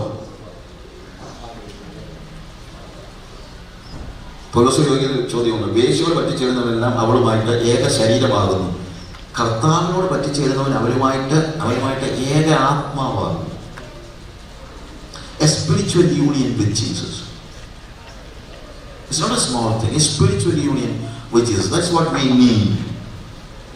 അപ്പോൾ അത് ഉണ്ടാകണമെങ്കിൽ നമ്മൾ പറ്റിച്ചേർന്നിരിക്കണമെന്നുള്ളതാണ് നമ്മൾ മനസ്സിലാക്കേണ്ടത്. എൻ്റെ വാക്കുകൾ ഞാൻ പറഞ്ഞ ആ ഭാഗം കൂടെ ചേർത്ത് ഞാൻ പെട്ടെന്ന് പറയാം. നമ്മുടെ സമയം നമ്മൾ അധികം ഇല്ലല്ലോ, അതുകൊണ്ട് ഞാൻ പറയുന്നത്. ജെറമയ, നാളെ ബാക്കിയുള്ള കാര്യങ്ങളെ കുറിച്ച് പറയാം. ജെറമയ chapter 13 verse 1 യഹോവ എന്നോട് നീ ചെന്ന് ഒരു ചണനൂൽ കച്ച വാങ്ങി നിന്റെ അരക്കി കെട്ടുക, അതിനെ വെള്ളത്തിൽ ഇടരുത് എന്ന് കൽപ്പിച്ചു. അങ്ങനെ ഞാൻ യഹോവയുടെ കൽപ്പന പ്രകാരം ഒരു കച്ച വാങ്ങി അരക്കി കെട്ടി. യഹോവയുടെ അരുളപ്പാട് രണ്ടാം പ്രാവശ്യം എനിക്കുണ്ടായതെന്നാൽ, നീ വാങ്ങി അരക്കി കെട്ടിയ കച്ച എടുത്ത് പുറപ്പെട്ട് ഫ്രാത്തിനരികത്ത് ചെന്ന് അവളെ ഒരു പാറയുടെ വെള്ളരിൽ ഒളിച്ചു വെക്കുക. യഹോവ എന്നോട് കൽപ്പിച്ചതുപോലെ ഞാൻ ചെന്ന് അത് ഫ്രാത്തിനരികെ ഒളിച്ചു വെച്ചു. ഏറിയ നാൾ കഴിഞ്ഞ ശേഷം യഹോവ എന്നോട്, നീ പുറപ്പെട്ട ഫ്രാത്തിനരികെ ചെന്ന് അവിടെ ഒളിച്ചു വെപ്പാൻ നിന്നോട് കൽപ്പിച്ച കച്ച എടുത്തുകൊള്ളുക എന്ന് കൽപ്പിച്ചു. അങ്ങനെ ഞാൻ ഫ്രാത്തിനരികെ ചെന്നു ഒളിച്ചു വെച്ചിരുന്ന സ്ഥലത്ത് നിന്ന് കച്ച മാന്തി എടുത്തു. എന്നാൽ ആ കച്ച കേടുപിടിച്ച് ഒന്നിനും കൊള്ളരുതാതെ ഇരുന്നു. യഹോവയുടെ അരുളപ്പാട് എനിക്കുണ്ടായിരുന്നു. യഹോവ ഇപ്രകാരമല്ല ചെയ്യുന്നു, ഇങ്ങനെ ഞാൻ യഹൂദയുടെ ഗർവവും യെരൂശലേമിന്റെ മഹാഗർവവും കെടുത്തിക്കളയും. എന്റെ വചനം കേൾപ്പാൻ മനസ്സില്ലാതെ ഹൃദയത്തിൽ ശാഠ്യം പോലെ നടക്കുകയും അന്യദേവന്മാരെ സേവിച്ച് നമസ്കരിക്കേണ്ടതിന് അവരോട് ചേരുകയും ചെയ്യുന്ന ഈ ദുഷ്ടജനം ഒന്നിനും കൊള്ളരുതാത്ത ഈ കച്ച പോലെ ആയിത്തീരും. കച്ച ഒരു മനുഷ്യന്റെ അരയോട് പറ്റിയിരിക്കുന്നത് പോലെ ഞാൻ ഇസ്രായേൽ ഗൃഹത്തെ മുഴുവനും യഹൂദ ഗൃഹത്തെ മുഴുവനും എനിക്ക് ജനവും കീർത്തിയും പ്രശംസയും അലങ്കാരവും ആകേണ്ടതിന് എന്നോട് പറ്റിയിരിക്കുമാറാക്കി അവർക്കോ അനുസരിപ്പാൻ മനസ്സായില്ല എന്ന് യഹോവയുടെ അരുളപ്പാട്. കർത്താവ് പറയാണ്, യഹൂദ ഗൃഹത്തെയും ഇസ്രായേൽ ഗൃഹത്തെയും, അല്ലെങ്കിൽ നമ്മൾ പറയുന്ന ഇന്നത്തെ നമ്മുടെ വിശ്വാസികളെ കർത്താവ് എന്ന് പറയാണ്, ഞാൻ അവരെ ഒരു പുരുഷന്റെ അരയ്ക്ക് കെട്ടിയിരിക്കുന്ന കച്ച പോലെ ഞാൻ അവരെ എൻ്റെ അരയ്ക്ക് കെട്ടിയിട്ട് എന്ത് ചെയ്യുന്നു? അവർ എഴുതിയിരിക്കുന്നത് അവരെ മറ്റുള്ളവർക്ക് യഹൂദ ഗൃഹത്തെ മുഴുവനും എനിക്ക് ജനവും കീർത്തിയും പ്രശംസയും അലങ്കാരവും ആകേണ്ടതിന് എന്നോട് പറ്റിയിരിക്കുമാറാക്കി. കർത്താവിന് ഭയങ്കര ആഗ്രഹമായിരുന്നു നമ്മൾ അവൻ്റെ ജനമായിരിക്കണം, അവൻ്റെ കീർത്തി ആയിരിക്കണം, അവൻ്റെ പ്രശംസയായിരിക്കണം, അവൻ്റെ അലങ്കാരമായിരിക്കണം. അതിന് നമ്മളെ അവൻ ചേർത്ത് വെച്ചു. അതിനുവേണ്ടി എന്ത് ചെയ്ത് എന്നോട് പറ്റിയിരിക്കുമാറാക്കി. അവർക്കും അനുസരിപ്പാൻ മനസ്സായില്ല. അവരങ്ങ് പോയി. അവർ പറ്റിയിരുന്നില്ല. അവർ ഫ്ലാറ്റിനടിയെ ഒളിച്ചു വെച്ചതുപോലെ they were going outside. They had their own life. They left God. They left Jesus. They wanted to live a life of their own. They want to be away from God. And you know what happened? They did not have communion with God. ദൈവവുമായിട്ട് സംസർഗമില്ല, ദൈവവുമായിട്ട് ദൈവ സാന്നിധ്യ ബോധമില്ല. അവർ മാറിയിരുന്നു. കുറച്ചു നാൾ മാറിയിരുന്നു കഴിഞ്ഞപ്പോൾ ഈ കച്ച ഒന്നിനും കൊള്ളരുതാത്തതുപോലെ ആയിത്തീർന്നു. പ്രിയമുള്ളവരെ, ഇന്ന് രാത്രിയിലെ എൻ്റെ സന്ദേശം എന്താണ്? ദൈവം ആഗ്രഹിക്കുന്നതറിയോ? നിങ്ങൾ പറ്റിയിരുന്നോളാണ്. ദൈവം ആഗ്രഹിക്കുന്നത് നിങ്ങൾ ഒരു നിമിഷം പോലും അവനിൽ നിന്ന് മാറിയിരിക്കാൻ പാടില്ല. ഒരു നിമിഷം പോലും. Jesus said, I am the vine and you are the branches. ഞാൻ മുന്തിരി വള്ളിയും നിങ്ങൾ കൊമ്പുകളുമാണ്. ഒരു ഭയങ്കര അനാലജിയാണത്. ആ അനാലജിയുടെ പ്രത്യേകത എന്താണെന്ന് അറിയാമോ? ഈ കൊമ്പുകൾക്ക് മുന്തിരി വള്ളിയിൽ വസിച്ചിട്ടല്ലാതെ ഫലം കായ്പാൻ കഴിയുകയില്ല എന്നതുപോലെ എന്നിൽ വസിച്ചിട്ടല്ലാതെ നിങ്ങൾക്കും ഫലം കായ്പാൻ കഴിയുകയില്ല. അപ്പൊ ദൈവം എന്താ ഉദ്ദേശിക്കുന്നത്? ദൈവം നമ്മളെ യേശുവുമായിട്ട് ഒരു ബ്രാഞ്ച് അതിൻ്റെ വൈനോട് എങ്ങനെ പറ്റിയിരിക്കുന്നോ അതുപോലെ പറ്റിയിരുത്തിയിരിക്കുകയാണ്, അല്ലെങ്കിൽ ഒട്ടിച്ച് ചേർത്ത് വെച്ചിരിക്കുകയാണ്. ഒരു മുന്തിരിയുടെ കൊമ്പ് എപ്പോഴാണ് വള്ളിയിൽ പറ്റിയിരിക്കുന്നത്? എപ്പോഴൊക്കെയാണ്? You think that is every Sunday? Sunday ആണോ വന്നിരിക്കുന്നത്? ആണോ? ഞായറാഴ്ചയാണോ ഈ മുന്തിരിയിൽ അല്ലെങ്കിൽ വള്ളിയിൽ വന്ന് കൊമ്പ് പറ്റിയിരിക്കുന്നത്? ആണോ? അല്ല. വൈകുന്നേരത്തെ പ്രാർത്ഥനയ്ക്ക് മാത്രമാണോ? അല്ല. You see, it is an unceasing fellowship. Unceasing എന്ന് പറഞ്ഞു കഴിഞ്ഞാൽ വേർപെടുത്താൻ കഴിയാത്ത, ഇടവേളകളില്ലാത്ത, that is the right Malayalam word, ഇടവേളകളില്ലാത്ത ബന്ധമാണ്. ടി വിയിലൊക്കെ ഒരു പ്രോഗ്രാം നടന്നുകൊണ്ടിരിക്കുമ്പോൾ അവർ പറയും the rest of the program after a break. അപ്പോഴാണ് കൊമേഴ്ഷ്യൽ വരുന്നത്, അപ്പോഴാണ് നമ്മൾ കടുവറക്കാനൊക്കെ പോകുന്നത്. ടി വിക്കാർക്കും അറിയാം മുഴുവൻ സമയം ഇവരെ കൂടി ഇരുത്തി കഴിഞ്ഞാൽ കൂട്ടാൻ അടുക്കി പറ്റി പോകുന്നറിയാം. അതുകൊണ്ട് നമുക്ക് ഇടവേള തന്നിട്ടുണ്ട്. ഇത്രയറിയാം, നമ്മുടെ സ്വന്തം ജോലിയൊക്കെ ചെയ്യാനായിട്ട് ഒരു ഇടവേള തന്നിട്ടുണ്ട് കൊമേഴ്ഷ്യൽ. പക്ഷേ ക്രിസ്തീയ ജീവിതത്തിൽ ഇടവേളകളില്ല. എനിക്ക് സ്വന്തമായിട്ടൊന്നും ചെയ്യാൻ കഴിയില്ല, എനിക്ക് മാറിയിരിക്കാൻ കഴിയില്ല. Totally and completely I am with Jesus, and I say we are in close association with God and affiliation with God. It is not only that, we are in union, perfect union with God. കർത്താവുമായിട്ട് ചേർന്നിരിക്കുന്ന ഒരവസ്ഥ, ഒരു കച്ച അരയോട് പറ്റിയിരിക്കുന്നത് പോലെ, മുന്തിരിയുടെ കൊമ്പുകൾ മുന്തിരിയോട് പറ്റിയിരിക്കുന്നത് പോലെ, യഹോവയുടെ സാന്നിധ്യത്തിൽ എപ്പോഴും നിറഞ്ഞിരിക്കുന്നത്. അതാണ് നമ്മളെ വ്യത്യസ്തരാക്കുന്നത്. പണമല്ല നമ്മളെ വ്യത്യസ്തരാക്കുന്നത്. അങ്ങനെ ആയിരുന്നെങ്കിൽ അമേരിക്കയിൽ എത്രയോ ധനികരുണ്ട്, ഇന്ത്യയിൽ എത്രയോ ധനികരുണ്ട്. അതല്ല നമ്മളെ വ്യത്യസ്തരാക്കുന്നത്. പൊസിഷൻസ് അല്ല നമ്മൾക്കല്ലല്ലോ ഏറ്റവും വലിയ പൊസിഷൻസ് അല്ല നമ്മളെ വ്യത്യസ്തരാക്കുന്നത്. വീടുകളല്ല നമ്മളെ വ്യത്യസ്തരാക്കുന്നത്. കാറുകളല്ല നമ്മളെ വ്യത്യസ്തരാക്കുന്നത്. ആരോഗ്യമല്ല നമ്മളെ വ്യത്യസ്തരാക്കുന്നത്. ഭയങ്കര ഹെൽത്ത് കോൺഷ്യസ് ആണ് ആൾക്കാരെല്ലാം. അങ്ങ് മടുത്തു പോകും. ആര് കണ്ടു കഴിഞ്ഞാൽ ഉടനെ ഷുഗറിന്റെ മെഡിസിനെ മറ്റേത് മറിച്ചൊക്കെയാണ് പറയുന്നത്. ആത്മീയ കാര്യങ്ങൾ ഒരാൾ പോലും സംസാരിക്കുന്നില്ല. I'm not joking. I'm fed up with hearing all these health tips. You know why? That is in our heart. ഹൃദയം നിറഞ്ഞു കവിയുന്നതാണ് വായ സംസാരിക്കുന്നത്. രണ്ട് പേര് കൂടുമ്പോൾ എന്ത് സംസാരിക്കും?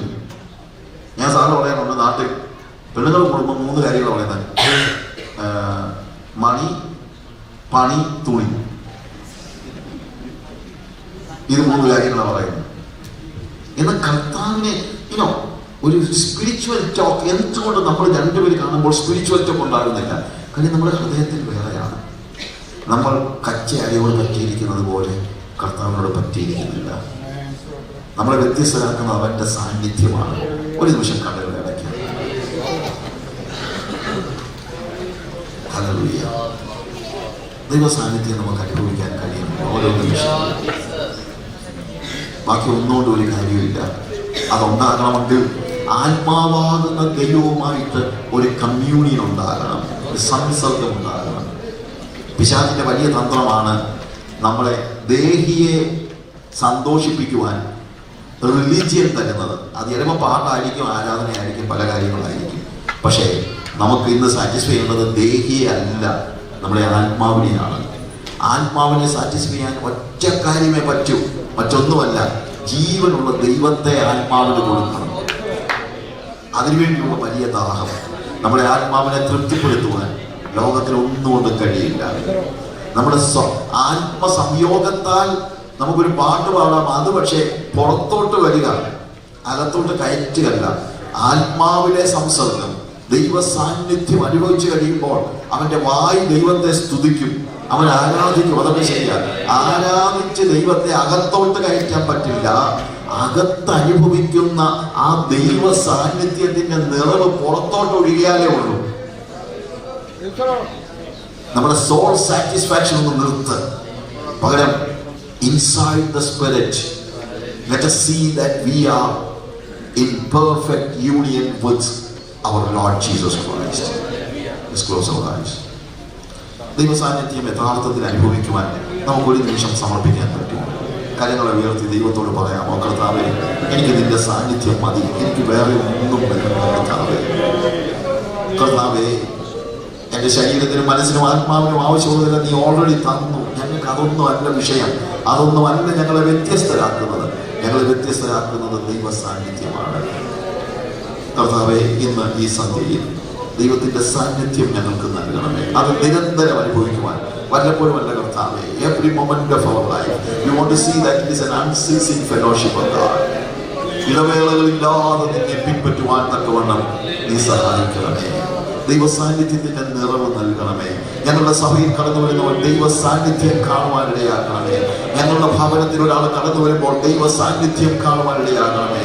ഞങ്ങളുടെ കുഞ്ഞുങ്ങൾ ദൈവവുമായുള്ള ദൈവ സാന്നിധ്യത്തിന്റെ നിറവിൽ ജീവിക്കാനിടയാക്കണമേ.